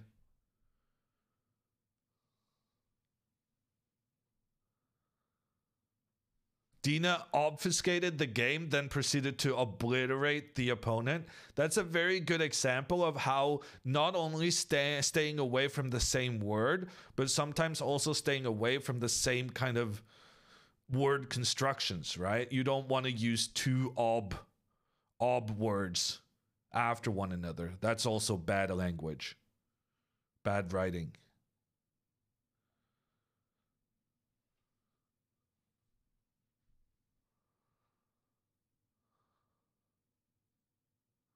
Isn't alliteration good? Alliteration is good. Obfuscated the game and proceeded to obliterate the opponent. That's not alliteration. Alliteration. Norway gnomes. That's alliterations. Having a word starting with the same letter 5 words apart, that is something else entirely.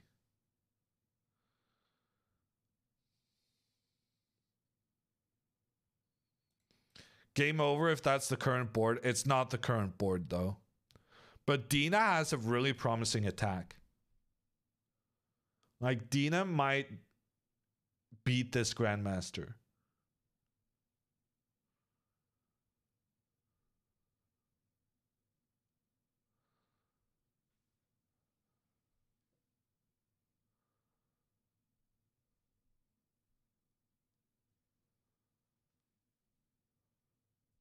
Do players have their phones? No, you're not allowed to use your phone during the game. If someone sees you using your phone during the game, you're kicked out. Well, you lose the game, but I think you also get kicked out of the tournament. How much rating would she get for a win? I calculated it for Alexandra, not for Dina. I would guess Dina gets about 15 points for a win.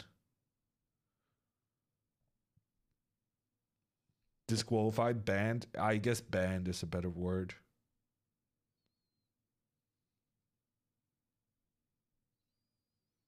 Can you bring a book to the game? No. Consulting a chess book, trying to gain a competitive advantage during the game is not allowed. What's the protocol about live streaming the match? Do they need to get permission from the opponent? No, as long as you stream in like a public venue from a public event, most countries don't require permission.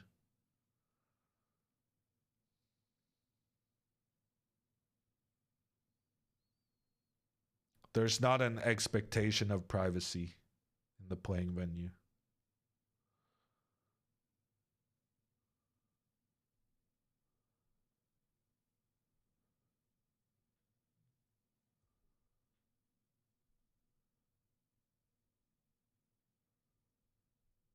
This is clearly a private hall. It's not. It's the Icelandic concert hall.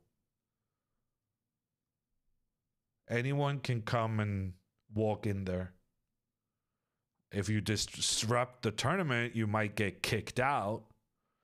But anyone can come and watch.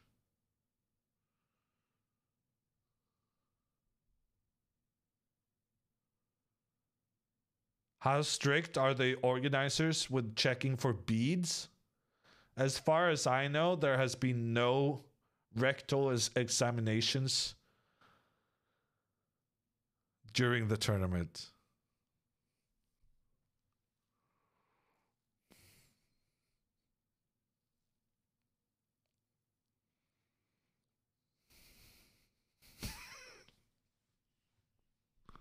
I thought it was going to be funny. I started saying it and I thought, it's going to be funny. And then I kind of changed my mind halfway. And then it was too late to back down. What a cheeky question. What a cheeky question. Oh, God.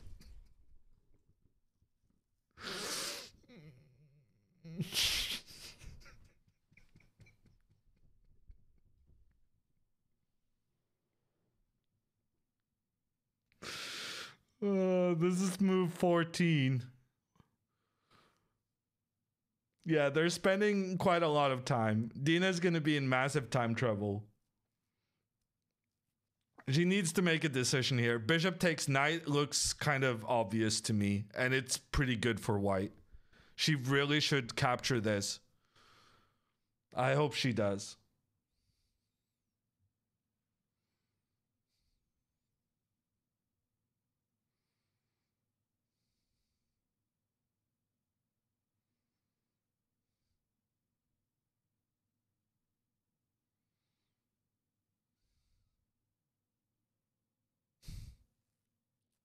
Bow test chess set. How many queens in there? I'm pretty sure there's 4. 4 queens in the bow test chess set. You can bow test Gambit and still be able to play. Why is Queen B3 the best according to the engine? I have no idea.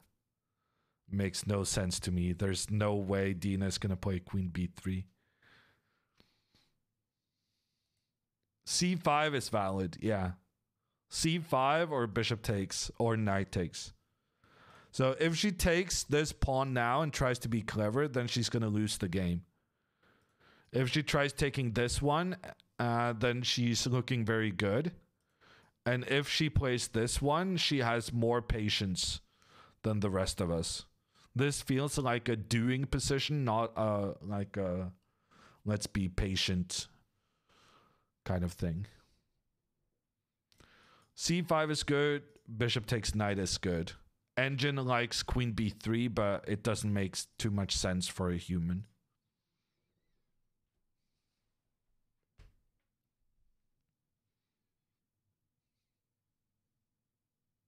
Better word for kicked out is evicted. Well done. You get evicted from the tournament if you use your cell phone. What are the rules about walking around and lurking? That is completely fine. As you can see just from this camera, it is quite common.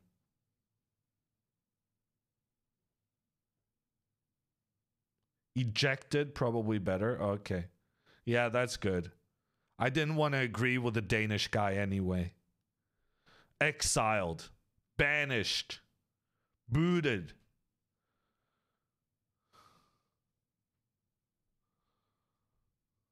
I think we're doing good, chat. I think our literary discussion has raised the bar. I think a lot of college essays are going to be better because we approached the sensitive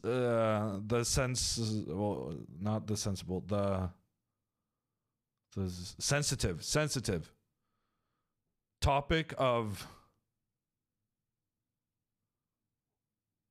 It wasn't even that bad. I just said we like it when. What did I say? I don't even remember what I said wrong.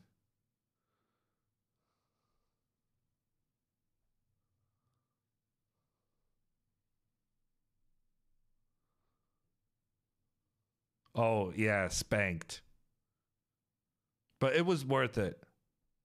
For the college professors having to read your college essays.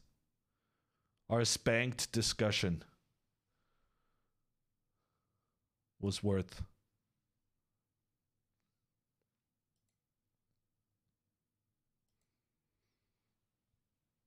I missed. Why is knight takes f5 bad right away? Because if knight takes, you're sacrificing the knight thinking you're going to get the double attack. But after bishop takes knight, black can actually take back with the king. And when the queen comes up, then it's not a double attack. So the knight can just move in. Is this live? Yeah. Have you played in Reykjavik? Many, many, many times. Is talking completely not allowed in the venue? Alexandra mimed with her hands at the end of the game. Alexandra said in the post-game interview that she had gotten a couple of warnings, talking tos. Give me some more synonyms. As a result of her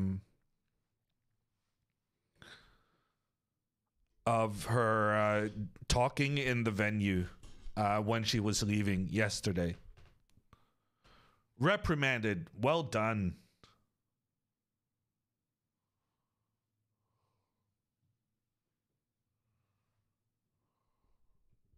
So she made sure to walk completely out of the playing hole before she started chatting with the opponent.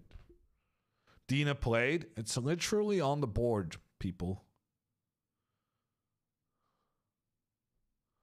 Okay, Queen E2. Very sensible move. Preparing to sacrifice. Preparing to bring the rook in. But the question is... Pawn attacks bishop. Knight sacrifices.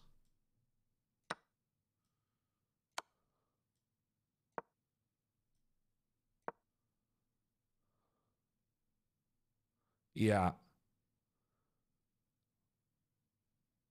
Dina might win this. This is looking kind of dangerous.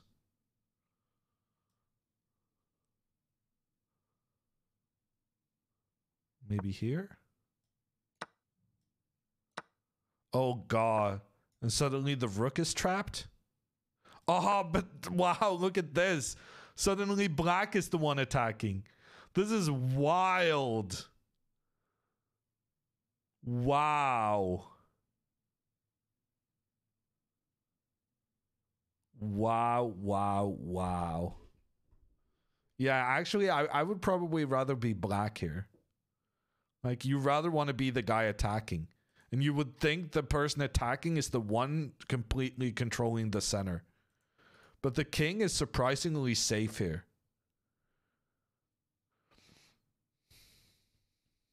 Just rook e2? Well, you've already given up some material. Oh, apparently...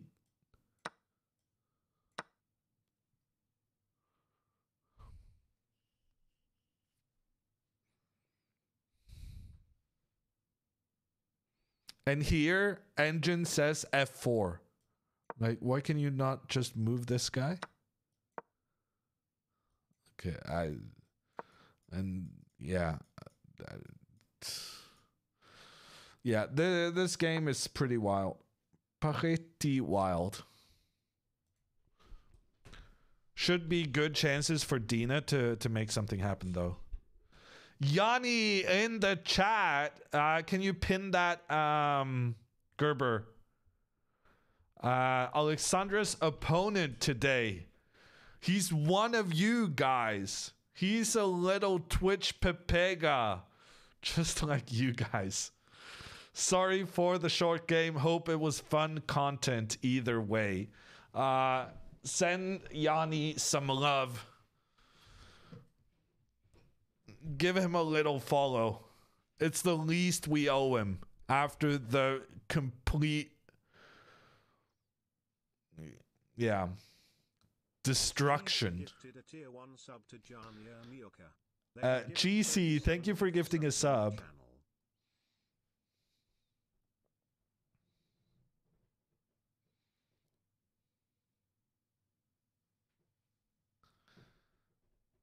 One of us, yeah.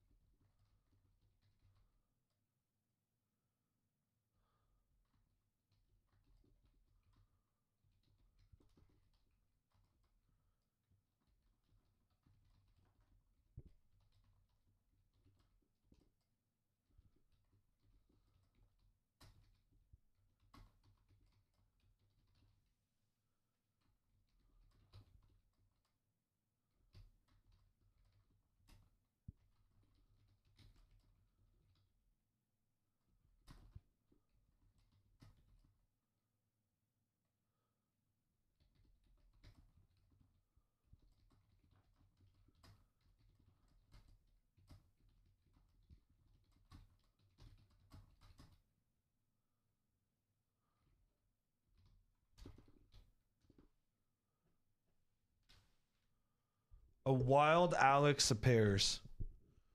Is Alexandra done doing her recaps? Is she coming on? No.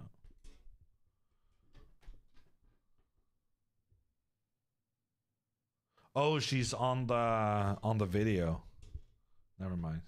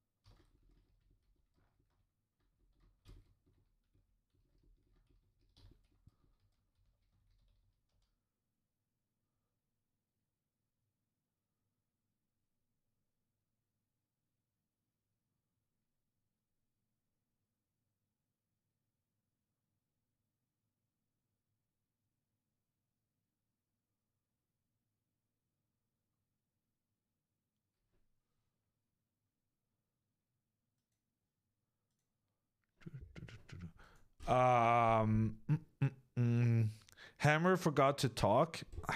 Chat can entertain themselves, no? I'm making plans with friends. Typing. You're on mute? Not so much. Just, you know, chatting with people.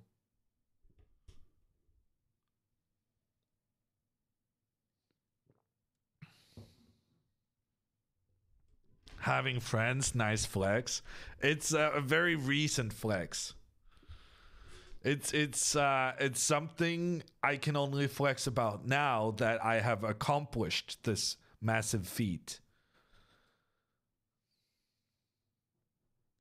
How long are we going? We'll play it by air. It depends on when my friend can meet me, if I'm entirely honest with you. What are the odds Alexandra will go up against Anna Kamling?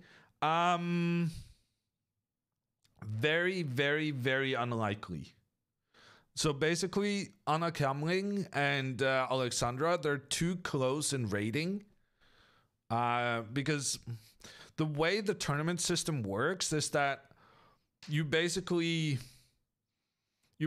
take everyone who's on the same number of points. You split them in half, like the list, not the people. And then you say number one plays against number one from the other half. And so it means that people who are kind of next to each other on the list can never face each other.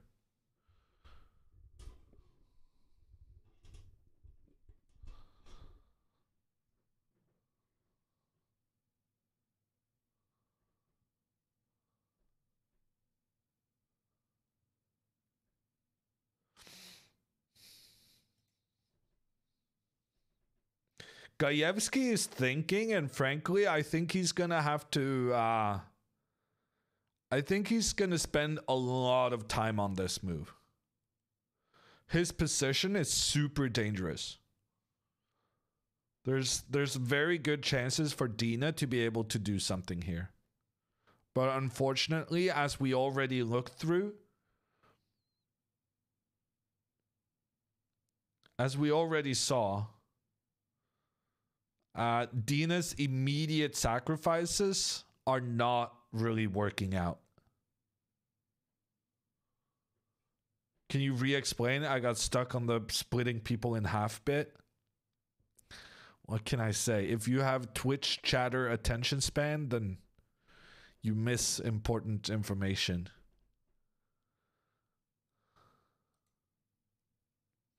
If you're just coming in, then I have a big and happy announcement for all of you.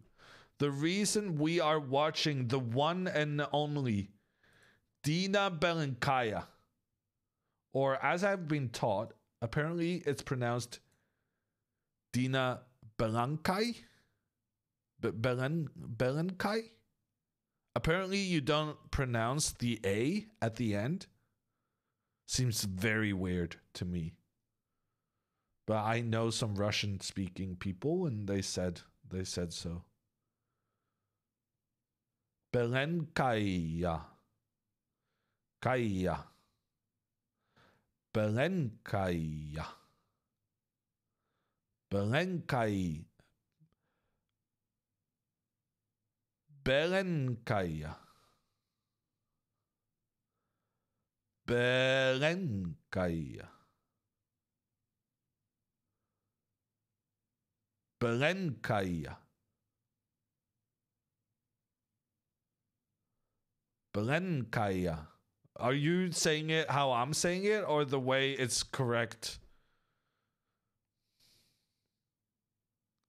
Hammer forgot to announce Alexandra won. Oh, did I? Yeah, so what I was saying, everyone, is that if you're just joining us, the reason we're watching Dina... Oh, now I remember how I got sidetracked. Apparently, I'm not the only one with a Twitch chatter attention span. Oh my god, look at that king! And Dina's winning! Dina's winning! But the reason we're watching Dina Belenkaya is because Alexandra Boteza, she has already won her game. She actually finished the game with more time on the clock than when the game started.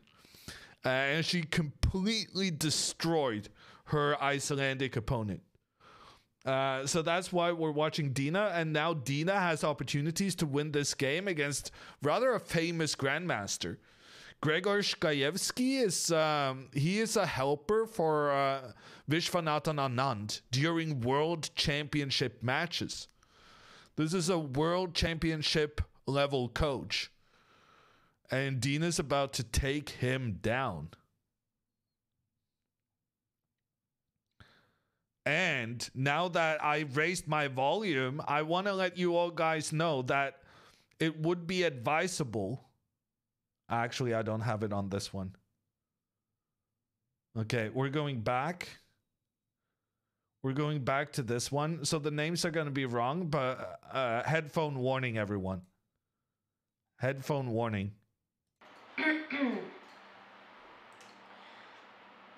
Hello, it is I, Andrea from the future. I have time traveled to send you a very important message. And that is that today's stream is brought to you by Coinbase. Coinbase is the most trusted and secure online platform for buying, selling, trading, and storing cryptocurrency. Coinbase provides crypto beginners an easy platform to not only trade cryptocurrency, but also provides educational resources. Brought to you by Coinbase.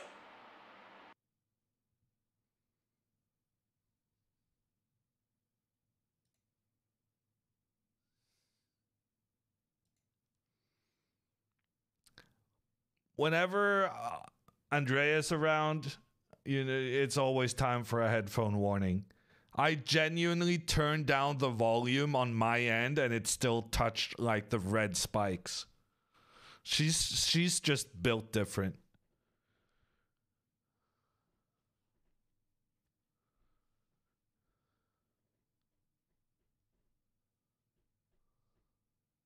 Is Dina IM level strength? No. IM is 2400, Dina's 2300. The numbers on the screen.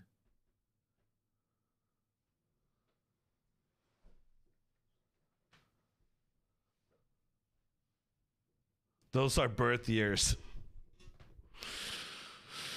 That joke's only funny when we have Alexandra in 1988, I think. But, you know, you do you.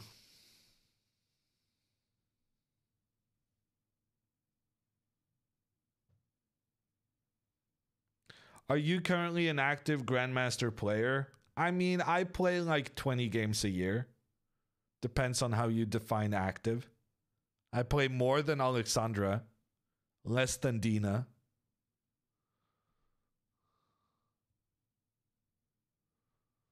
But when I do play, I win.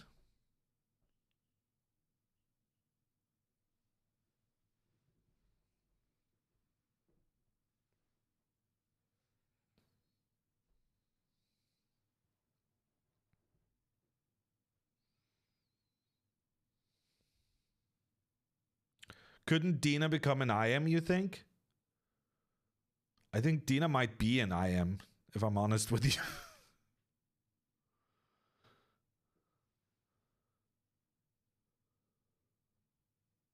Why is G4 here plus 1.8? Let's maybe take a look at some of the moves.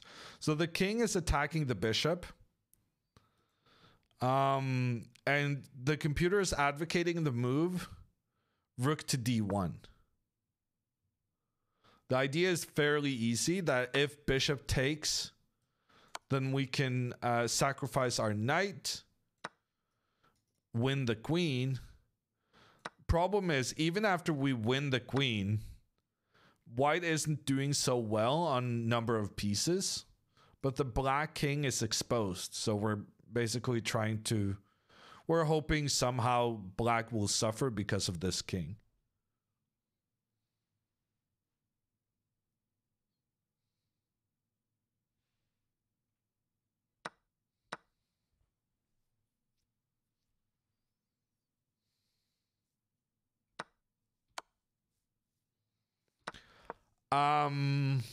But look what happens if I do bishop takes knight.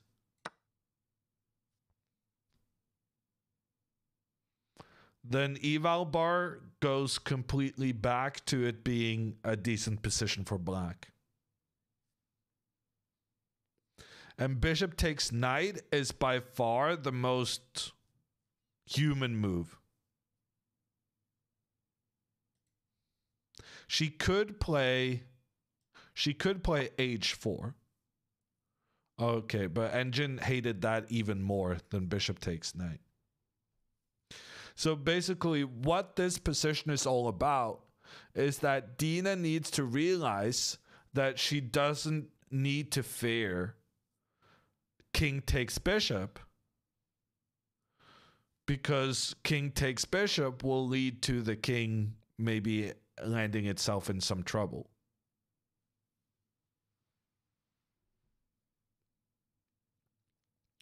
Ate any brown cheese lately, bro? Yesterday, bro. I'm Norwegian, bro. Pawn to f4. Well, pawn to f4, then you allow the knight to come into e4 and kind of block everything. I don't really like that. What is brown cheese? It's like a caramelized goat cheese. Very sweet. Very good. Very traditionally Norwegian. I did make Alexandra and Andrea try it. I don't remember Andrea's reaction, but well, Alexandra is a sucker for all sweet things.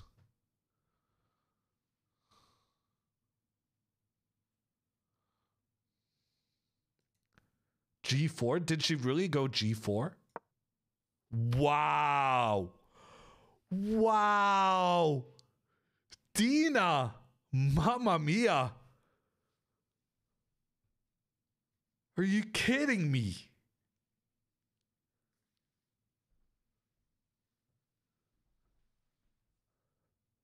Wow, look at his reaction. Shit just got real. That is Grandmaster having a proper think. Dina sacrificed her bishop. I still don't understand what happens if I take the bishop. I guess maybe pawn takes? And then you go with your queen here to attack? Is this really so dangerous? It feels like this king should be able to... G6 maybe? Like this king is getting back, no?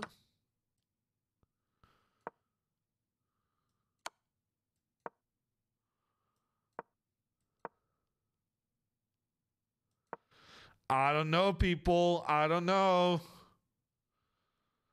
It's not clear to me. I mean, Dina's just in this position. Dina's just down a piece. And the king is not getting checkmated. Like, you make one wrong move and boom. Eval bar is going to go crazy.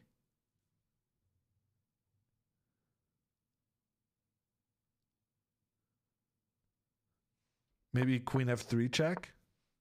Oh, that's a pretty good move. Yeah, good call.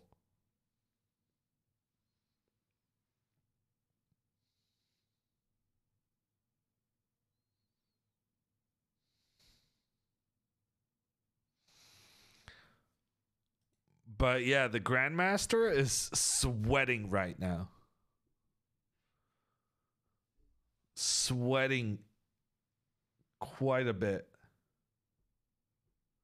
If you guys do not know Dina, all you need to know is she's about to beat a top 200 rated player in the world. And she's doing it while being mean, which is like her special ability.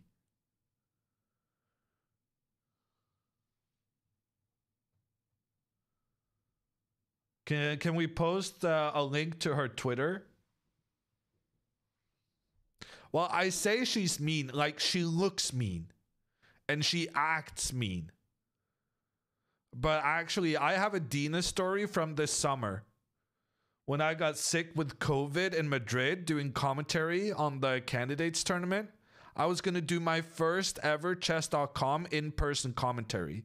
I was so looking forward to it. I was so excited. I'd been called in last minute to replace Robert Hess, who also had COVID. Well, at the time, I didn't know that I had COVID. And then first day is okay. And second day, I'm just, yeah. I don't feel too good. And it turns out I tested positive that same day. And so the tournament just continued without me, right? And I had to be isolated in my room. And the only person who went and bought me water and Pringles and chocolate and McDonald's chicken nuggets was Dina. So the moral of the story is that I owe Dina.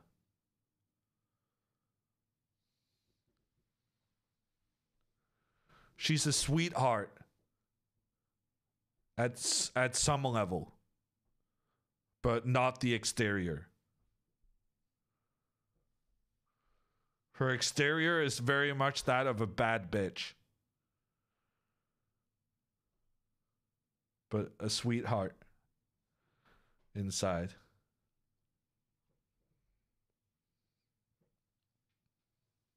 Girl boss. Yeah, I guess that's a better way. Same thing.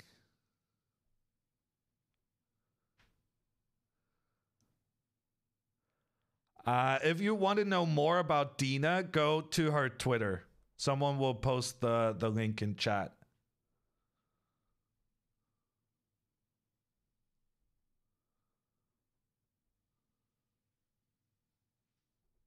Oh my god, it's on. It's on. Gajewski captures the bishop. Hammer clip farmer. It's so easy today. It's so easy.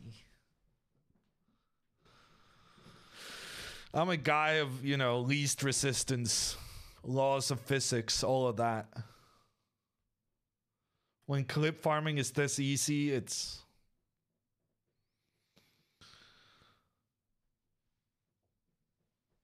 You might as well do it.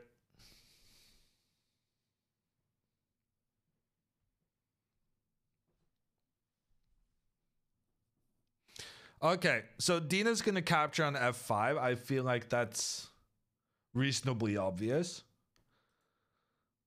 So Dina's got a grandmaster having his king on g5. The last 3 moves in this game, wow. The last 3 moves in this game is the king genuinely just walking out and taking the bishop. This is where we joined the game. This is where we joined the game. What has happened since?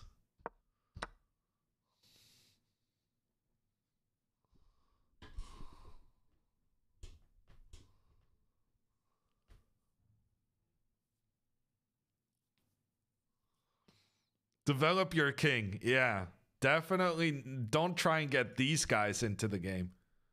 Just get the king involved.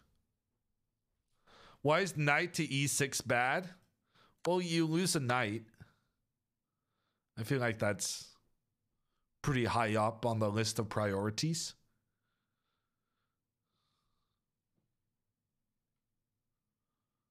Let him cook? I mean, we thought we were having him cook, but now Dina's the one. Dina's the one cooking, but maybe she'll come up with something. He's cooking dinner, Dina's cooking meth. Can I say that? Probably not.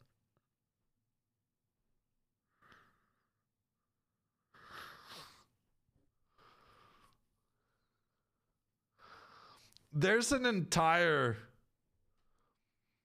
TV show romanticizing what I said. It can't be that bad.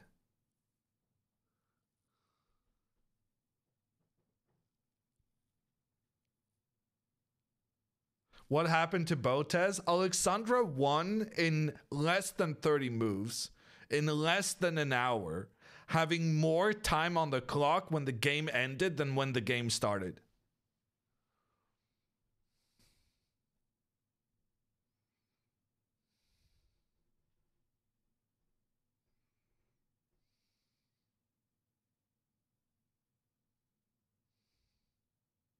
How did that happen? We're still kind of confused. And now Dina's completely destroying one of the top-rated players in the tournament. Gajewski is like the number 6 guy in the tournament. The man has a family.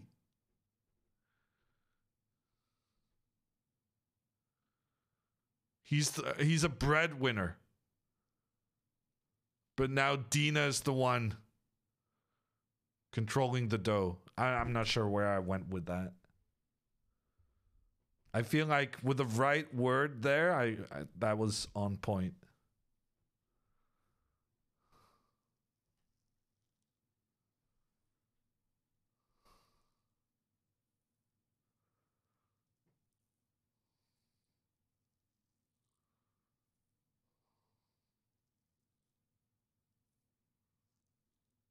What's the top engine move? Pawn takes pawn. Pawn takes pawn is being recommended, and then you bring your queen. She did it. So far, Dina's playing perfectly.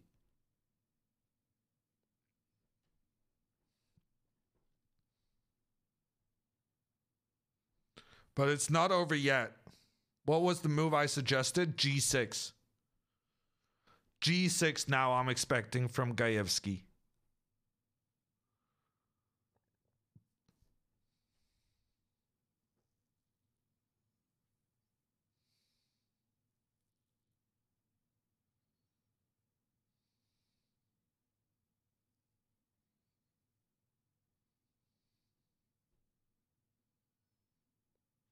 Why is she not press the clock? She pressed the clock, dude.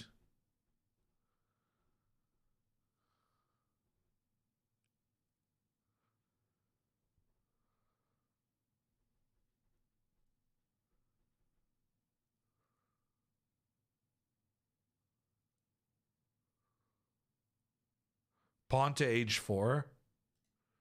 Okay, g6, pawn to h4, king h6. Black wins.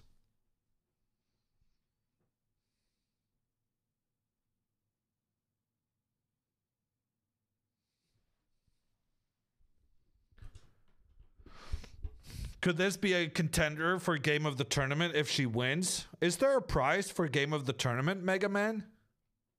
I would say, yeah, this is definitely in contention. H5 by black? Oh no, that's not good. H5 prevents the king from moving here. Check. Check. Checkmate.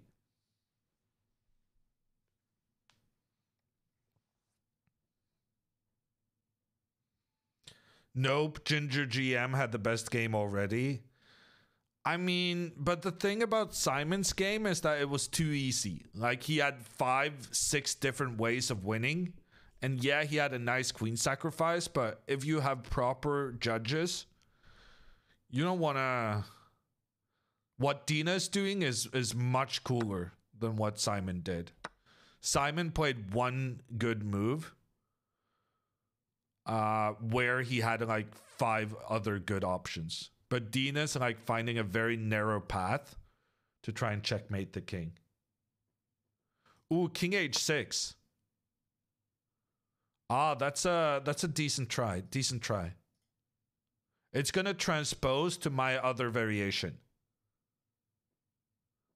So now after pawn takes, he's gonna play g6. Well, he can't really do that. But then check and takes, and the knight is coming in here.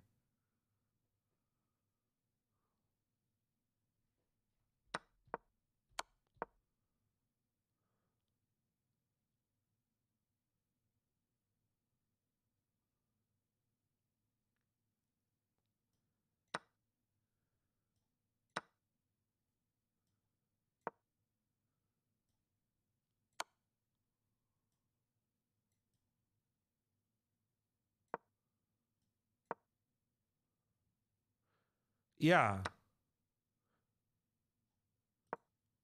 Dina, if she takes on e6, there's just nothing. If Dina takes on e6, Dina's gonna win. Actually, maybe the plan is... Yeah, no, if takes here, he's probably planning queen a5. Trying to bring the queen over.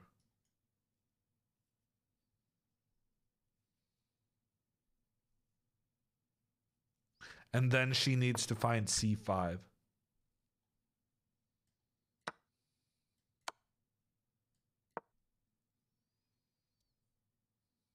I mean, at the very least, she's going to have a draw.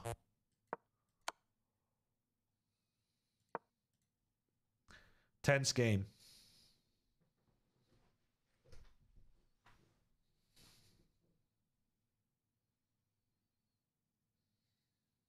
C5 is nasty, yeah. C5 just preventing the queen from getting involved in defense and also sacrificing the knight. C5 was wild. Queen e3 here. Well, if she goes queen e3, then g5. And then the king manages to create an escape.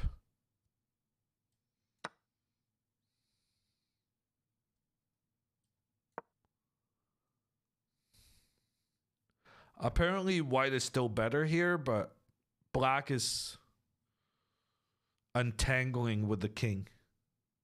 Does she know she's winning in this position? I think so, yeah. I think she's strongly suspects. Yeah. In general, you always know how you're doing, but you don't necessarily know how to justify your evaluation or what the right move is. But it's much easier to have a sense of the correct eval or the correct instinct.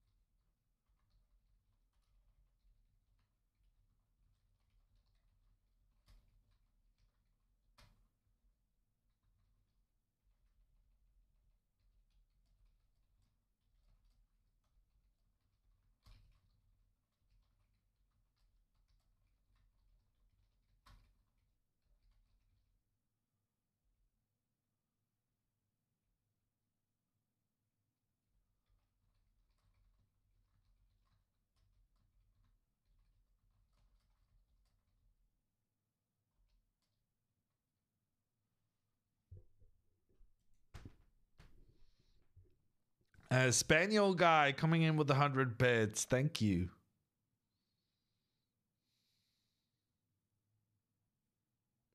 How many games do they play per day? 1 game per day normally. But yesterday and tomorrow. Yesterday was a special day and tomorrow is a special day. She took on e6. I think she's going to win now. That's a really good move, and I think she's going to win.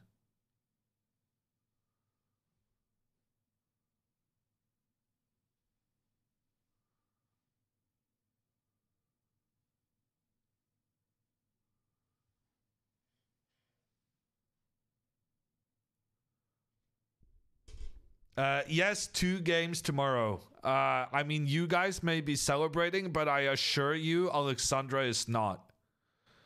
Playing 2 games in 1 day is extremely rough. Especially considering you already played like 3 games within the last 26 hours. And then...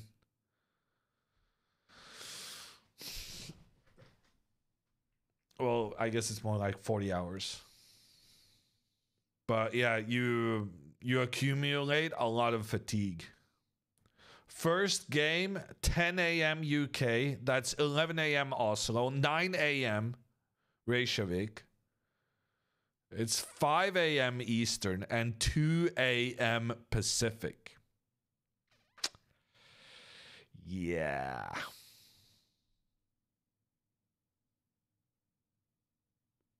HoldNet, thank you for the rate of 27.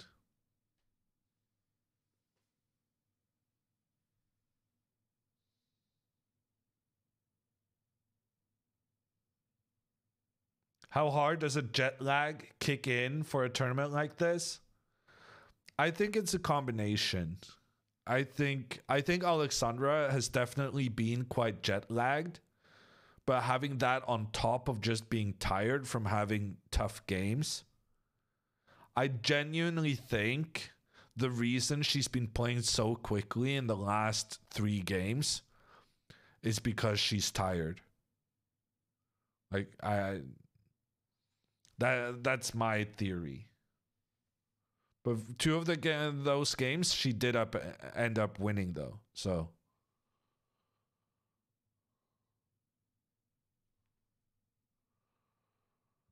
yeah, Vila's not too happy about the schedules either. Bloodstream filled with caffeine. Well, I assure you, it's the same case for Alexandra.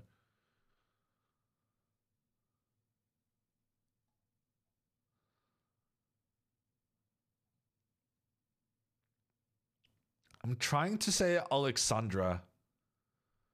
If I pronounce my A poorly, then that's on me.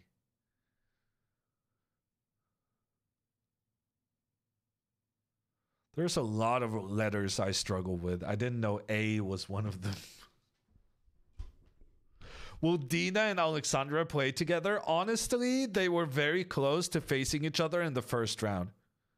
But now, if Dina's going to manage to beat this Grandmaster, then Dina's going to be on 3 points out of 4, while Alexandra is on 2 points out of 4. So then they are definitely not going to be facing each other. But if they're both on like 4 out of 8, then there's a chance.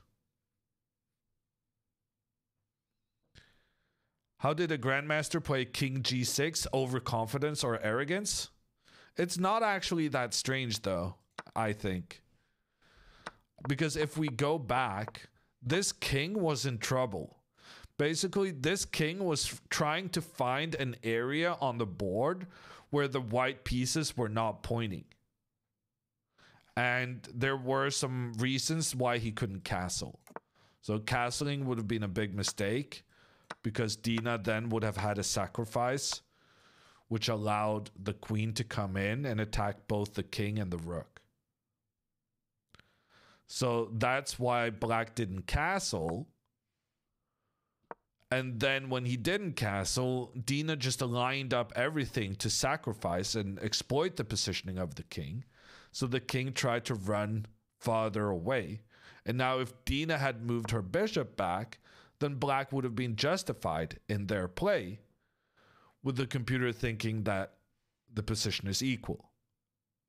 But instead, what Dina did, it's more Dina's brilliance than Gajewski's mistake that we're in this current situation.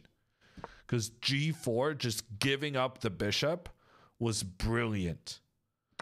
And now the king is panicking, trying to find a way out. And after queen a5 on the board, we're one move away from Dina winning this game. But it's still difficult. Oh, sorry, guys. So now I think... Yeah, so Gajewski is trying to get his queen over to protect his king and also start counterattacks on the white king. And now Dina has to sacrifice her knight on a4 to prevent the queen from getting over in defense. If Dina now finds pawn to c5, it's over. But it's a difficult move. If she instead tries to defend the knight that's being attacked, then black wins. She's about to move. Oh, she's going for the pawn. I swear that pawn was, that hand was headed for the c4 pawn. No, she's going for the queen. No, she can't go for the queen.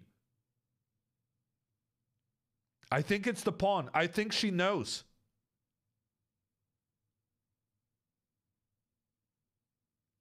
She did it! She did it! Dina's about to take down one of the top grandmasters of the tournament in a stunning attacking fashion. Pawn to c5, brilliant move. Preventing the queen from getting involved around the defense of the black king. It's not over yet, but that is a big step towards victory. And she's looking focused. She knows what's on the line.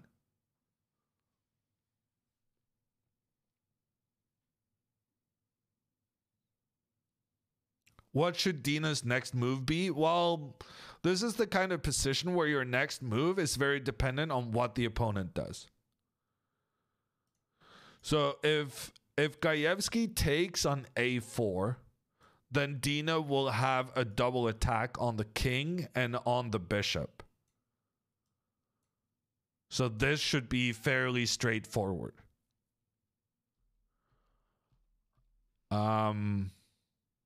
If pawn to g6, preventing the knight from getting here, Dina should give a check and then open up for an attack against the bishop. And the bishop tries to run away, but then the knight comes in. And the king has been checked to where it basically started its journey. And the queen keeps harassing the king.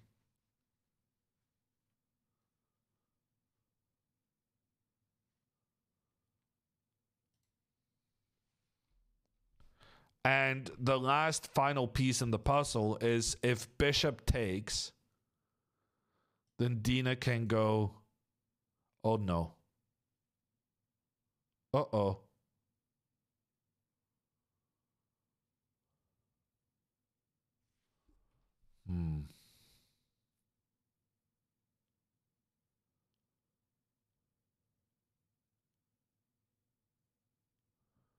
Okay, for some reason, Dina has to give the check here. And here. So she needs to kind of zigzag with her queen.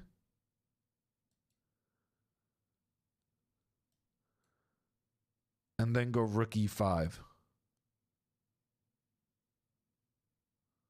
I think she'll find that. She'll find that.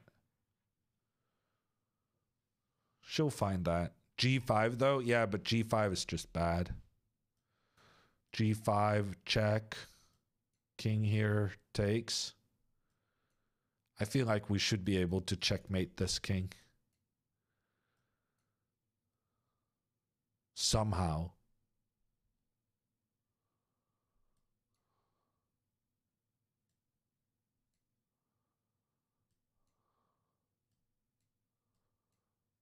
I mean, worst case, we start taking all of black's pieces. This is not a problem.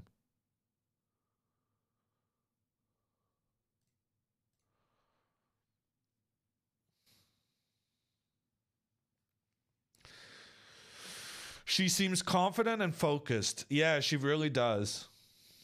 If you guys haven't already, if you are not amazed by the Belenkaya just yet, go check her out on Twitch, the Belenkaya, and also check out her Twitter.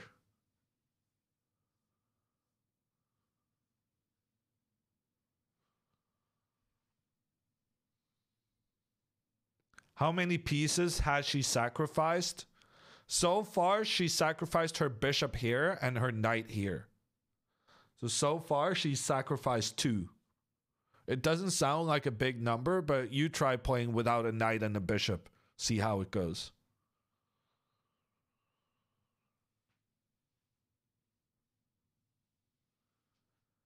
Any chance for a Dina interview if she wins? We're probably not watching this game to checkmate.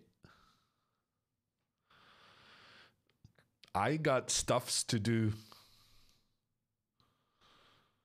So you guys just gotta pray that she see, now I'm thinking. I almost said she finishes him off quickly. But I thought better of it. Remembered that Twitch chat cannot be trusted with phrases like this. And so I will rather say, let's hope she checkmates him quickly.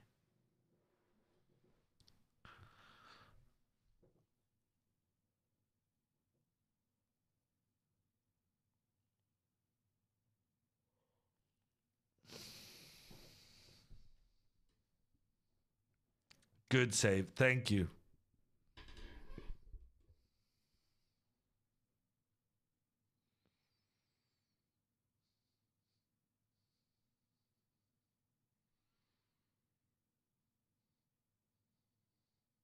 Made in 9? Do you think he knows? I don't think it's made in 9 now. Yeah, no. Engine is being weird. Engine is being weird and not updating. It's not made in 9. Just that the situation we looked at earlier is made in 1.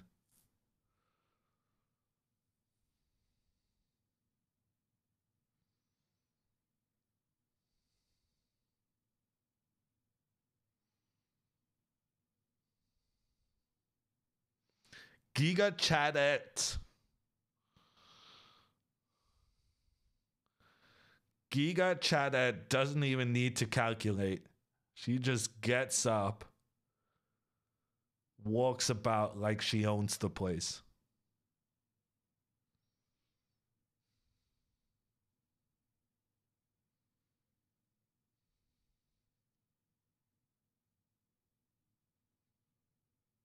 Definition of girl boss.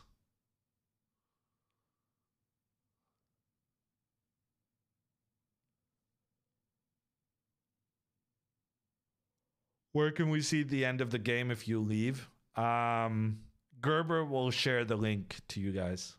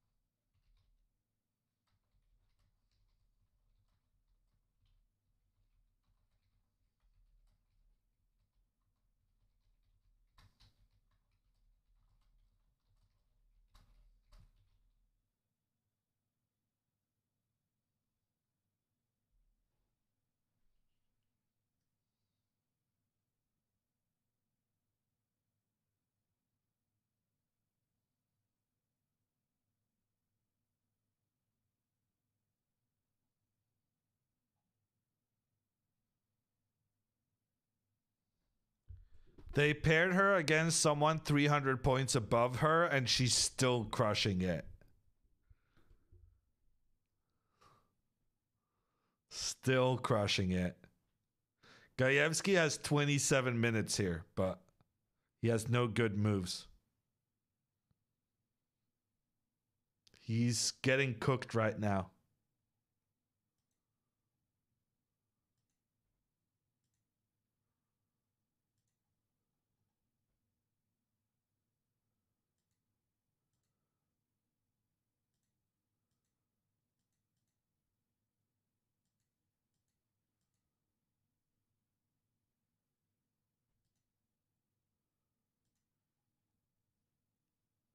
Peak rating, his peak rating is 2659. This guy was top 100 at his best. Actually, 59 might be even top 60. Top 70. If you guys are just joining us, we're watching the amazing Dina take down a former top 100 player in the world, a grandmaster, a helper for world champion Vishwanathan Anand. But in the face of Dina Belenkaya, he just never stood a chance. Dina so far sacrificed a bishop. That's why Black's king is in so much trouble. Normally, the king wants to be hidden behind the black pawns. Here, the king is stuck in front of the pawns instead. But the reason we're watching Dina, that's because Alexandra already won her game.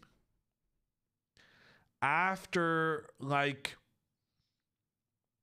in less than an hour, in less than 30 moves, using less than 30 seconds per move, which means Alexandra actually had more time when the game ended than when the game started.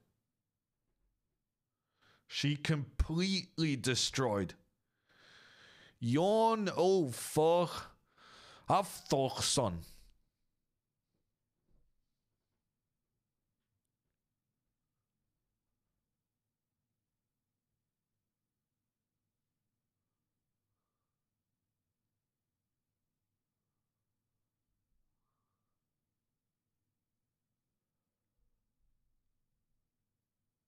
Blitzgrind paying off? I don't know.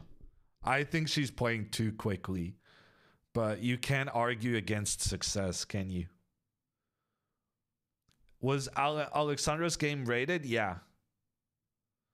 Alexandra gained 1.6 rating points. Why is Queen D2 a draw? So basically, if Queen D2, Black can block with the pawn because there's no knight to give a check, given that the bishop is looking at the white king. So that's why Dina has to go Queen E3, because now if G5, the knight comes in to give a check because the bishop doesn't point at the king, it points at the queen instead. And that means the queen is also pointing against the bishop, which means we can capture it on the next move. What if bishop takes? Well, bishop cannot take because this is check.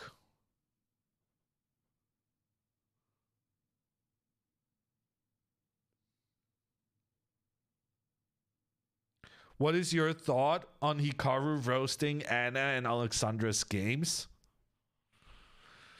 They probably deserved it.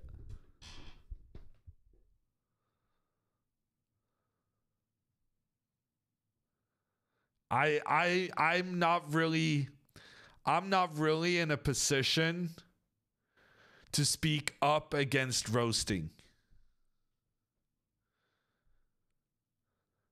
My entire Twitch philosophy is roasting the heck out of everyone. I can't go criticizing it.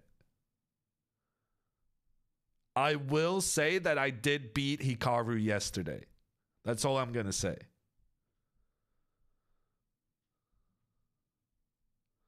Because even Hikaru should not be exempt from the hammer roasting.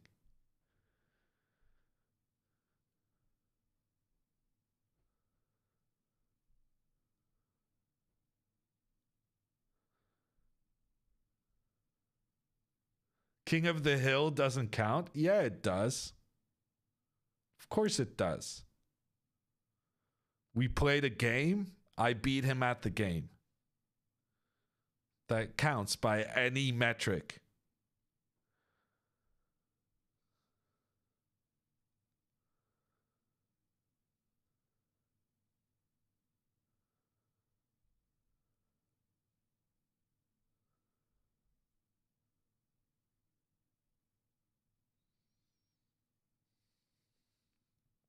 Fortnite doesn't count either. If I beat Hikaru in Fortnite and I said I beat Hikaru yesterday, then of course that counts.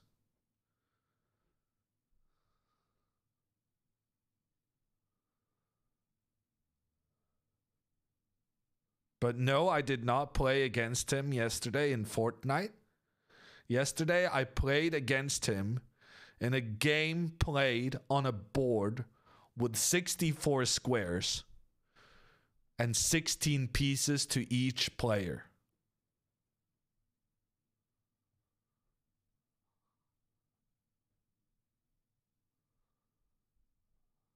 It was not checkers. The game has pieces of different abilities, known as pawns, rooks, knights, bishops, queens, and kings.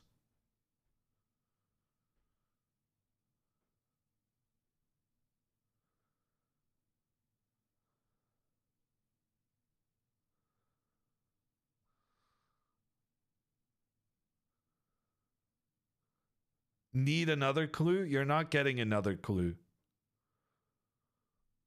This is the description I would like for you guys to know.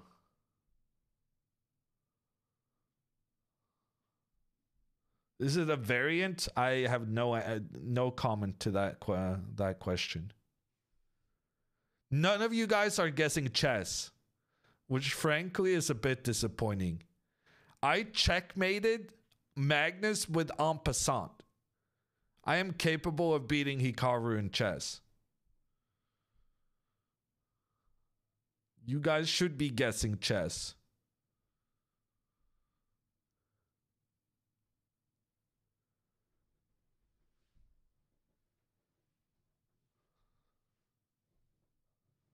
This man's ego is out of control. I'm only stating facts. I was very careful in my description to make sure I only state the facts.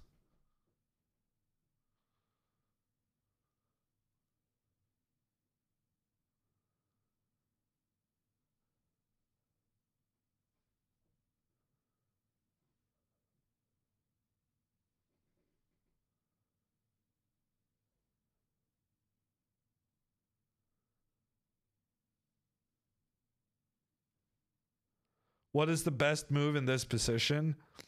Black's position is losing. So there are no best moves. It's like, what's the best chance? And frankly, Gajewski has another 18 minutes on his clock. And he's probably going to spend those 18 minutes trying to find some salvation. But spoiler alert, he's not going to find any. I think Dina's going to win this game.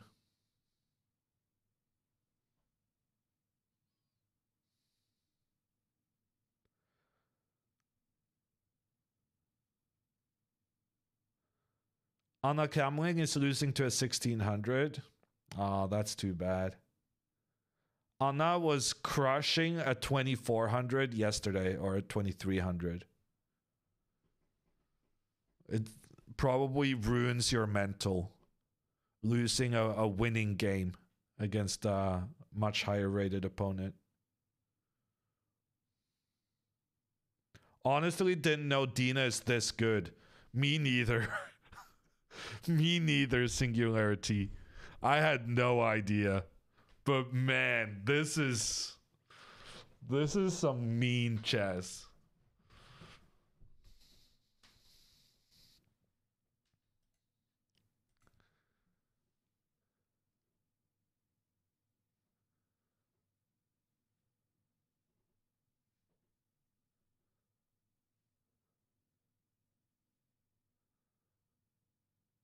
She crushed Andrea in chess boxing? Yeah, no, yeah. I mean, of course we knew Dina was very strong. Yeah, no, my bad.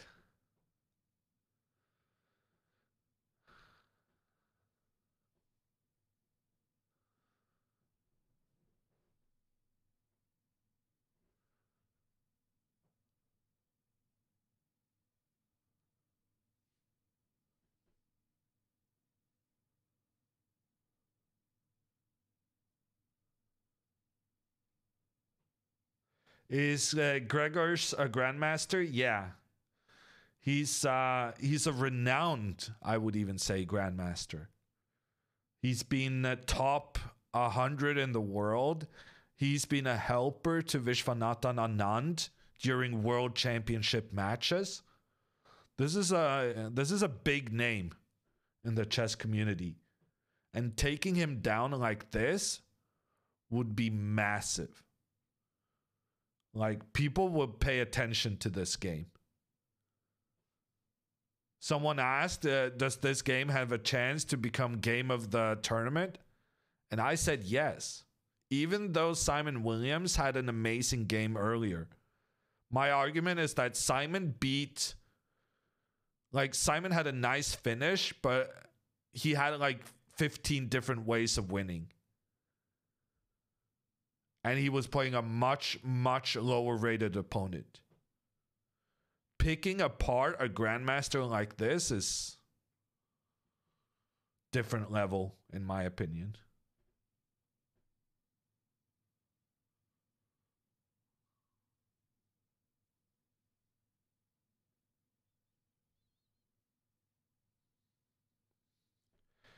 Dina does still need to land the plane. Yeah, true.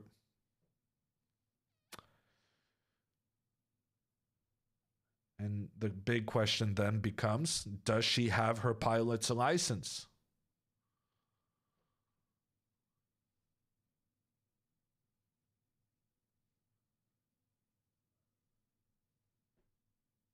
Crashing is a kind of landing. Well, we're hoping she doesn't crash land, Shaydog.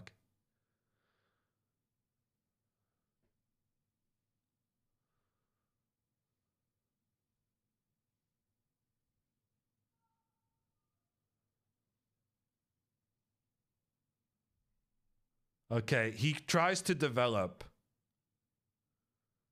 Knight c6 played. Let's see what the engine says. Engine says knight check, king moves, queen points at king, king tries to run away. Okay, and here I'm just testing how many different things you can do and still be okay. Okay, I think it's safe to say here Dina would find the win. Like, any sensible move would still be winning here.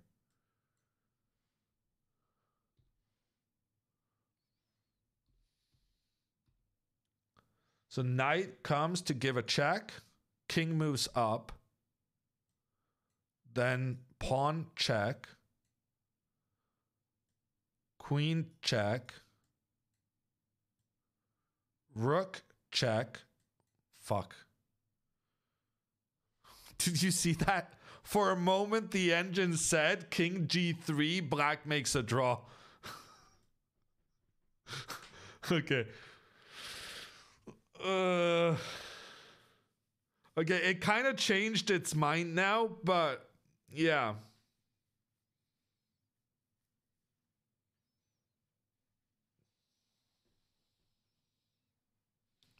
Okay, so apparently it's not obvious how white wins when the king is here.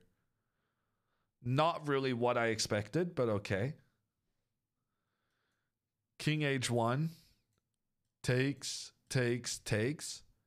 And now apparently the only move to win is rook to e2.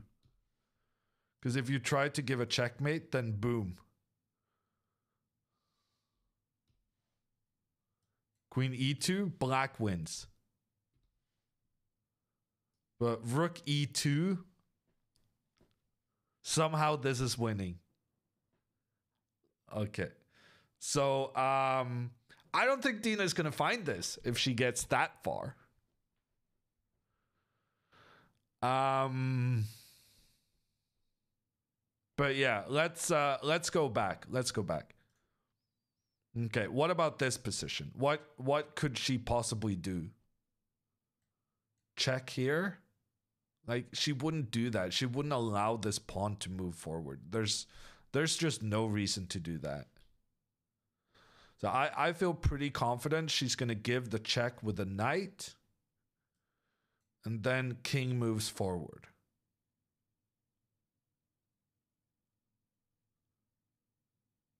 Man. Yeah, no, she might actually need to find this move.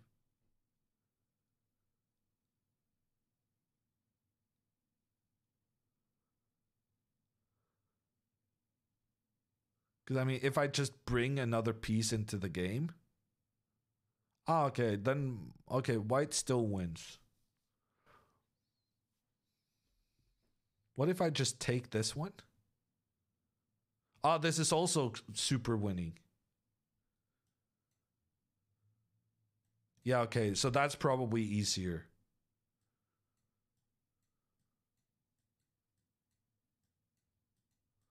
Yeah, that's probably easier. Just take the bishop.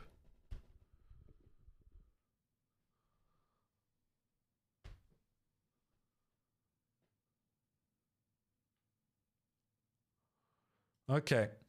Dina is doing very well. She might manage to checkmate this grandmaster. Well done to her. A reminder to everyone that this stream is being sponsored by Coinbase. They are the trusted crypto platform that Alexandra and Andrea use for their trading. If you're curious about crypto and want to learn more, Coinbase also has educational resources that you can find on their website and on their app. Use !Coinbase in chat for more information.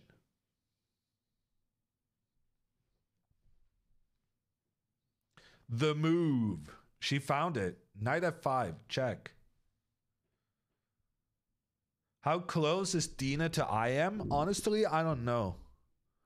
But I mean, if she continues playing in this vein, then she's going to be an IM in no time.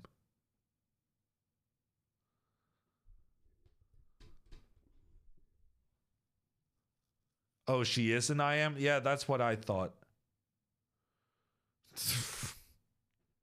Someone else asked me earlier, and they were like, "Oh, can Dina become an IM?" And then I actually responded, "I think she is." And somehow I forgot that was my previous answer. She's not yet? She needs 2400? Oh man, I hate it when chat is saying two different things. Dina Belengaya. Yeah, no, actually Dina's not an IM.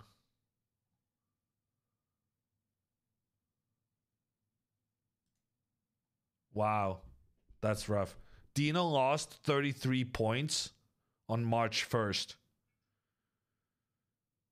March 1st is tomorrow. But they already deducted her points on the FIDE website. That is rough.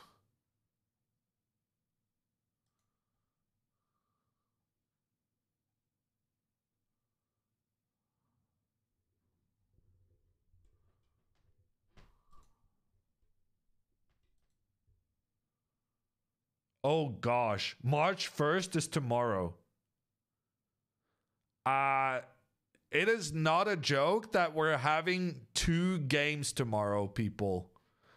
When I say that the games tomorrow start at 5 a.m. Eastern, 2 a.m. Pacific, that is not a nasty... I'm not trying to be nasty and wake you up early. March 1st? Oh, April 1st. Whatever. You knew what I was saying.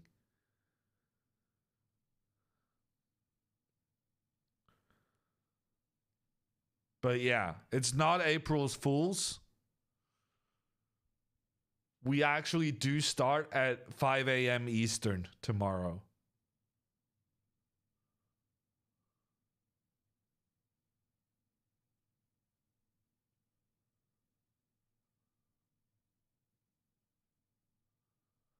King G5 on the board.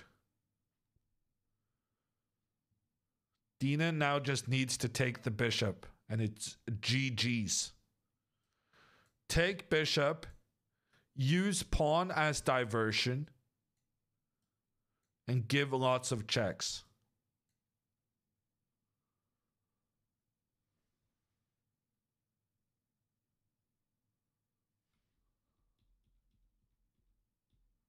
And here, after taking bishop, if queen starts capturing over here,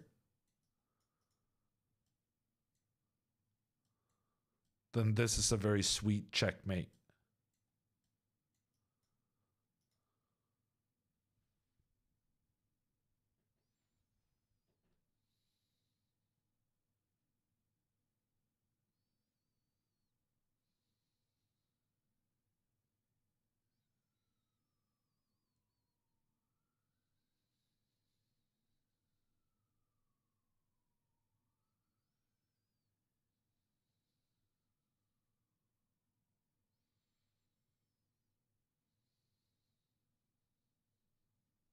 Who's Dina's coach? Maybe Alexandra should get the same one. That is, if your name was just easier to spell, you would be banned. That is some hammer hate we do not tolerate on this channel.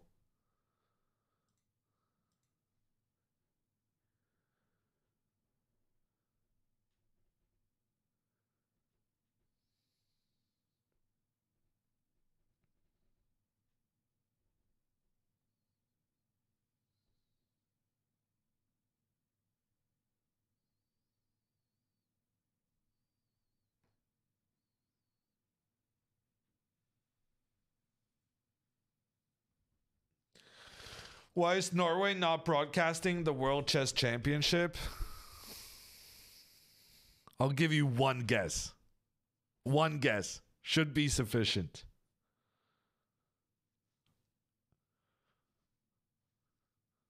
It starts with M, ends with Angus.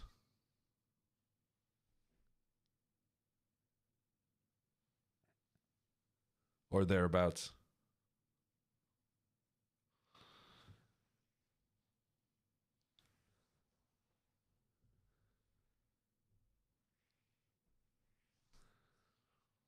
I said thereabouts.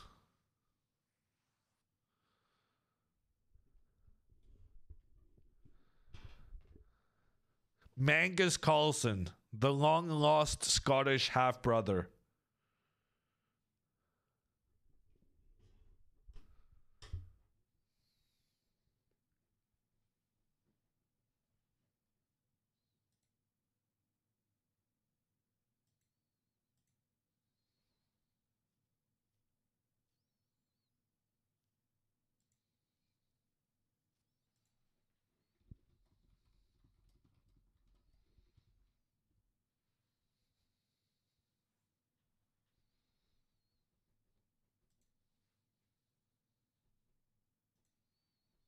C5 was a brilliant move. Yeah, it was incredible. Dina's played an incredible game so far. I really hope she sees it through.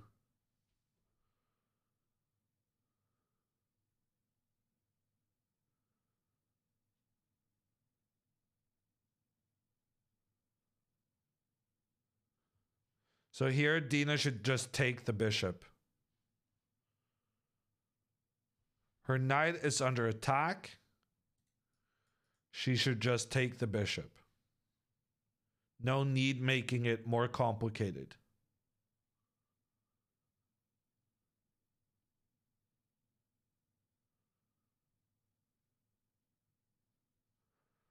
Take the bishop. Computer likes h4 as a follow-up, but I think she can also just go queen g2. Okay, apparently not.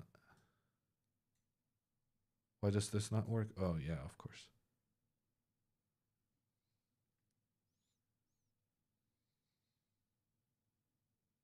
Yeah. Okay, she needs to realize she needs to go h4, but I think she's going to realize. My biggest concern here is actually this move. Because here, after rook e4, king g3, the position is very tricky. But instead of this rook e4 check, she has queen d2. Because the king can't go back. So it's fine.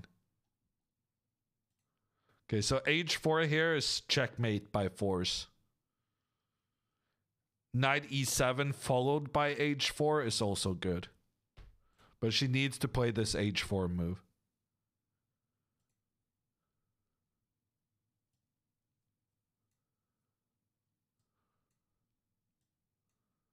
Okay, never mind. She doesn't need to do anything.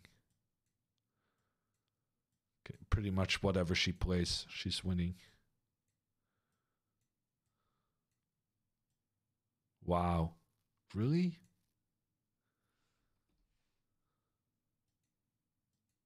Oh yeah, because you don't want to. You want to stop it from going back.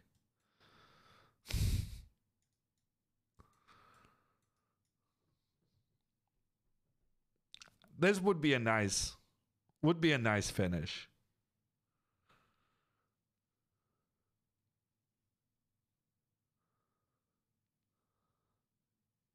Engine mans, yeah. Alexandra is done. Alexandra managed to win her game in less than an hour. She had more time on her clock when the game ended than when it started. She won in less than 30 moves.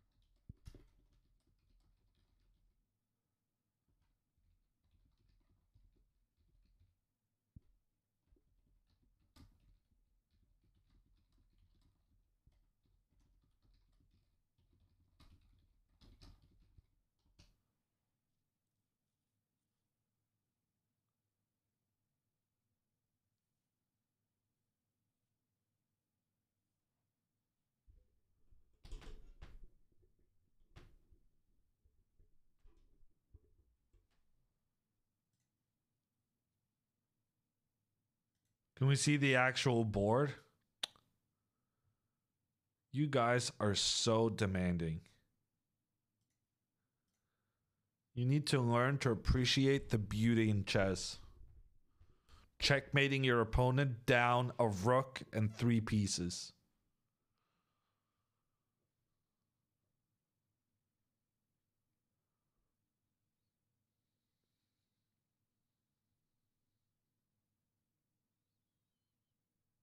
Okay, I'm gonna do a bathroom break and I'll be back.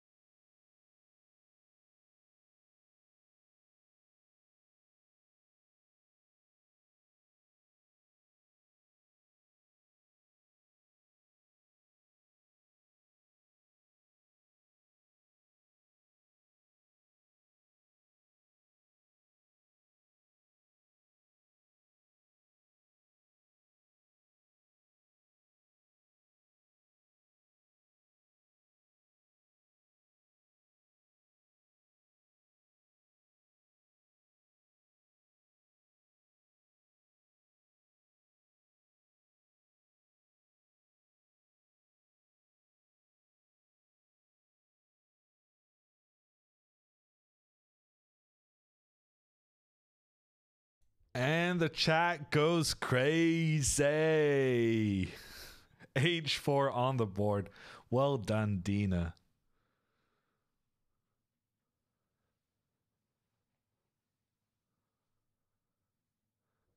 If king takes f5, it's made in a few moves. I think so. Check. And then apparently he has to go knight to block.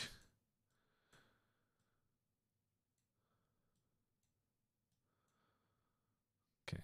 Engine is saying this. It's saying plus 73. Plus 73. Okay, now it's saying checkmate in 20 moves.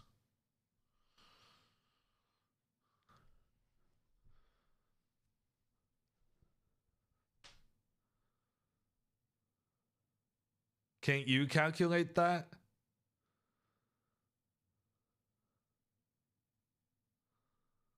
Plus 69 would be better. Yeah, this is true. Now engine says made in 13. The more the engine thinks about it, the quicker it thinks it can do a checkmate. Opponent stood behind her while she was away. While you were away. Oh, yeah, no, that's allowed. Yeah. In general, when you're playing a team game, you're not allowed to be standing behind the opponent's team. But during an individual game, that's completely fine.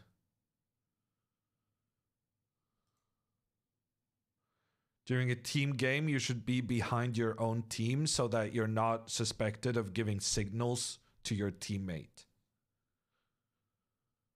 But during individual, you can do whatever you want.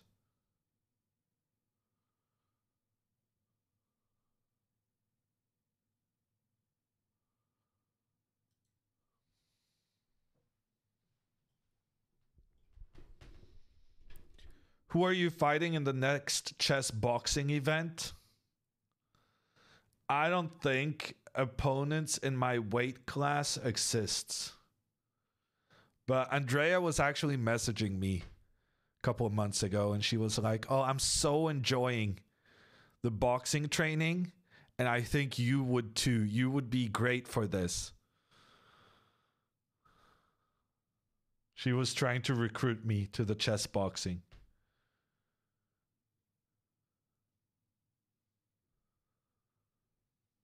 Hammer versus Magnus would be a good fight. That's all I'll say about it.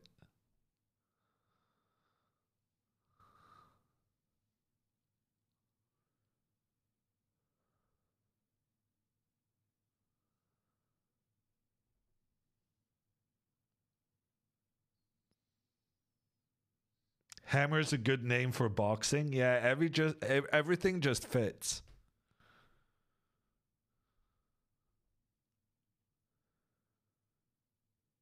Dina is down a piece. She's down a piece and she just gave away another.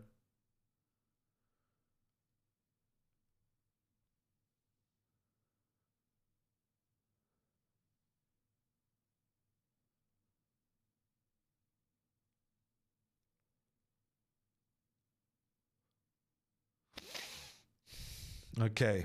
He takes the knight. Dina, you better have your move ready. The guy's now up a knight and a bishop.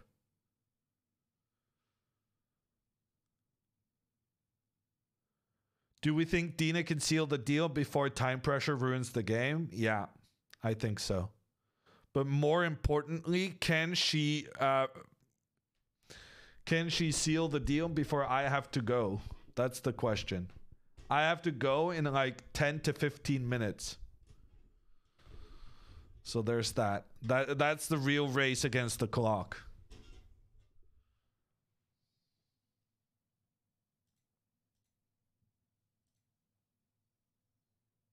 Is Queen D3 the move? Yes, it is. And she did it. Queen D3, check on the king. Grandmaster responds instantly with the knight to block. Now, the only thing that can ruin this for Dina is her own head. Don't get in your own head. Like, take a free knight and then take the pawn and then do the checkmate. Don't overthink it. Say yes to free stuff. Speaking of stuff that's not free, you can go to the Botez Alive merch shop, botezalive.shop. Available for sale are these nice hoodies with the Botez Alive logo on the sleeve. And you can also get the Botez Alive wooden chessboard. The first ever. Well, I don't know if it's the first ever.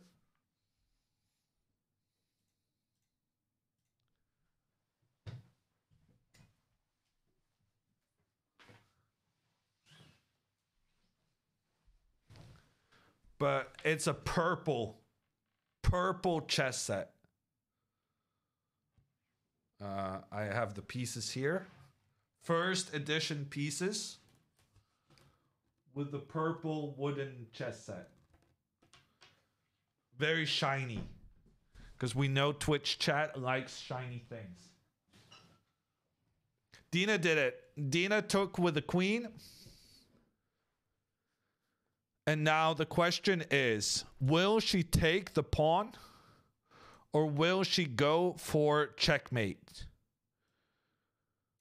And both of these options are good. But I prefer taking the pawn. Just no need to overcomplicate things. Take the pawn. The king is stuck. You have a threat on the knight. You're threatening the knight. You're threatening checkmate. No need to make it difficult. Okay, Dina goes for checkmate. Not a huge fan of that decision. But if she's calculated it out, I guess it's going to be fine. She's looking kind of nervous, no? She's got 6 minutes left on the clock.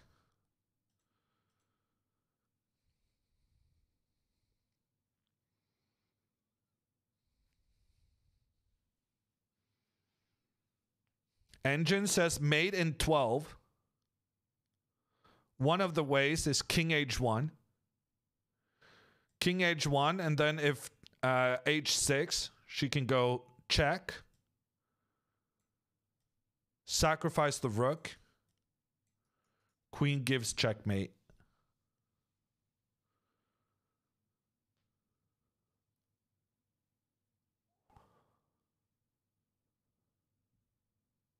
Sack everything, yeah.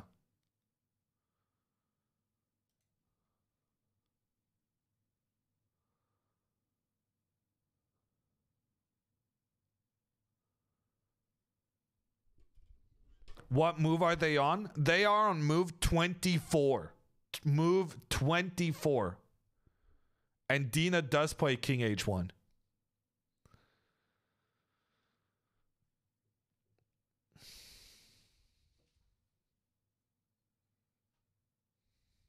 I wish Dina was my student.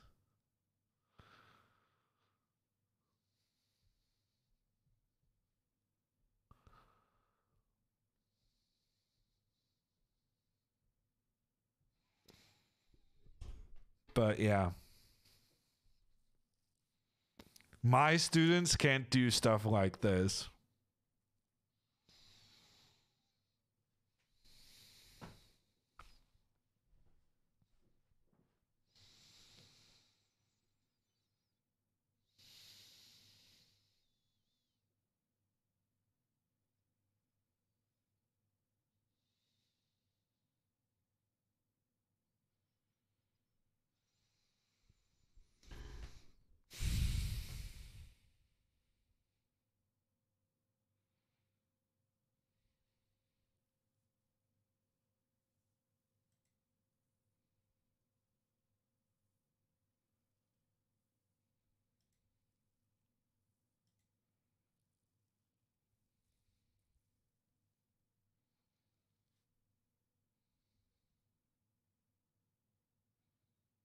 What's the point of king h1? To make room for the rook to get over there and deliver the checkmate.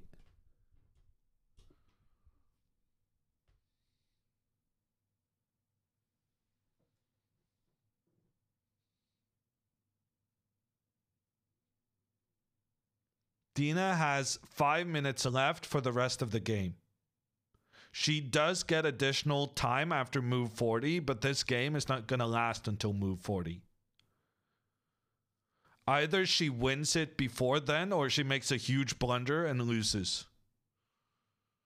There's no way they're making it to move 40 and getting that additional 30 seconds.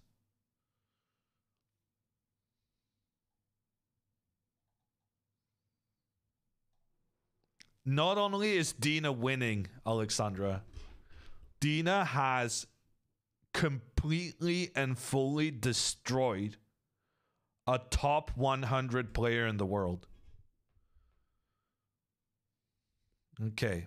H6 played. Now Dina has checkmate in 4, 5, according to the computer, if she goes back. But that makes no sense for a human. Dina's going to play rook here. Grandmaster is going to block. Dina's going to sacrifice her rook. And then in this position, being down a full rook, Dina's going to play rook g1, threatening checkmate on g7. The only way to stop the checkmate is by moving the rook to protect. But then the rook is blocking the king. Dina right now has a checkmate in 5 moves. Hey, chat, don't. Hey, ban the snitches.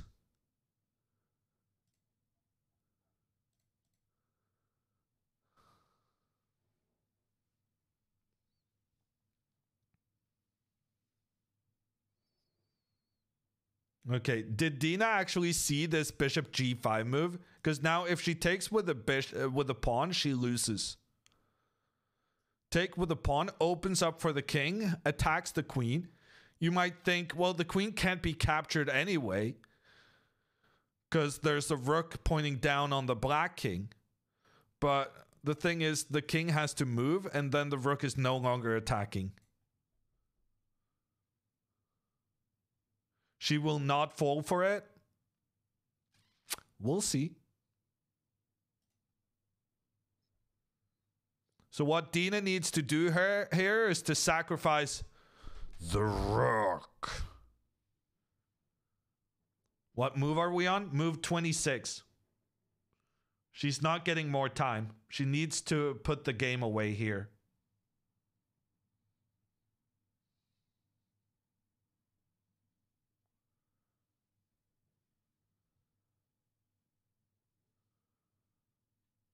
If she sacrifices the rook now, I can 100% guarantee she's going to win the game. If she plays queen e4, a computer's saying she'll win even if she plays queen e4. If she plays h5, less clear, less clear.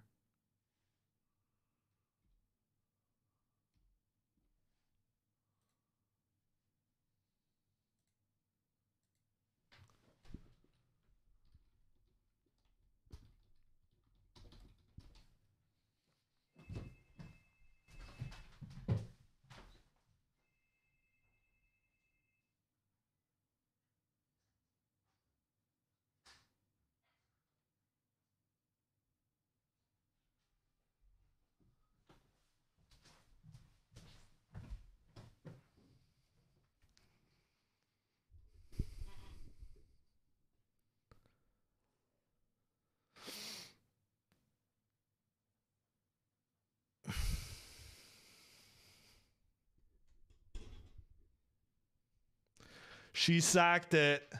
Let's go. Let's go. Well done, Dina. Okay, she's gonna take the scenic route. So here, Rook G1 was checkmate in 2 moves. But instead, she's gonna place her queen in a better position. And then she's gonna bring the rook over. This is also checkmate.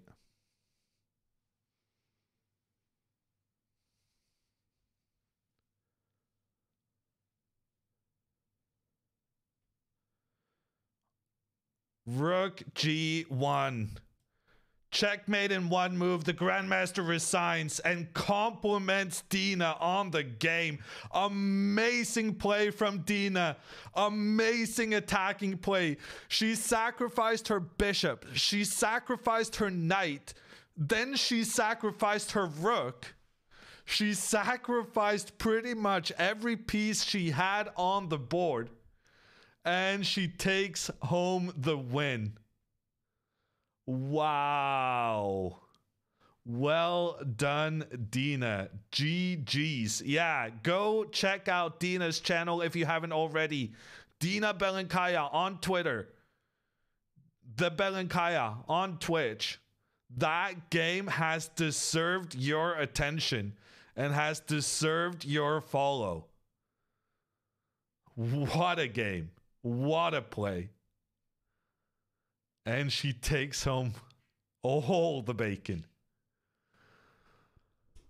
Okay, that's it from us in Reykjavik for this time. Thank you everyone for watching. We're going to be back tomorrow. This is not an April Fool's. Oh gosh. Dina.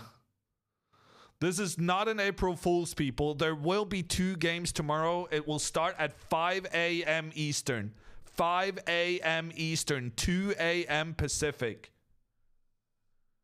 Not an April Fool's. 2 games tomorrow. Alexandra won today. So it's a big, big day for the girls. Go check out recaps on YouTube. Botes Alive recaps on YouTube. It's all going down right now. Okay, I gotta go. We're gonna do a raid. Maybe if someone with raiding power makes the raid, we're gonna do the raid. Congratulations, Dina. Congratulations, Alexandra. My condolences on you guys having to play 2 games tomorrow, starting at 9 a.m. Reykjavik time. And we already did the raid. Oh, okay.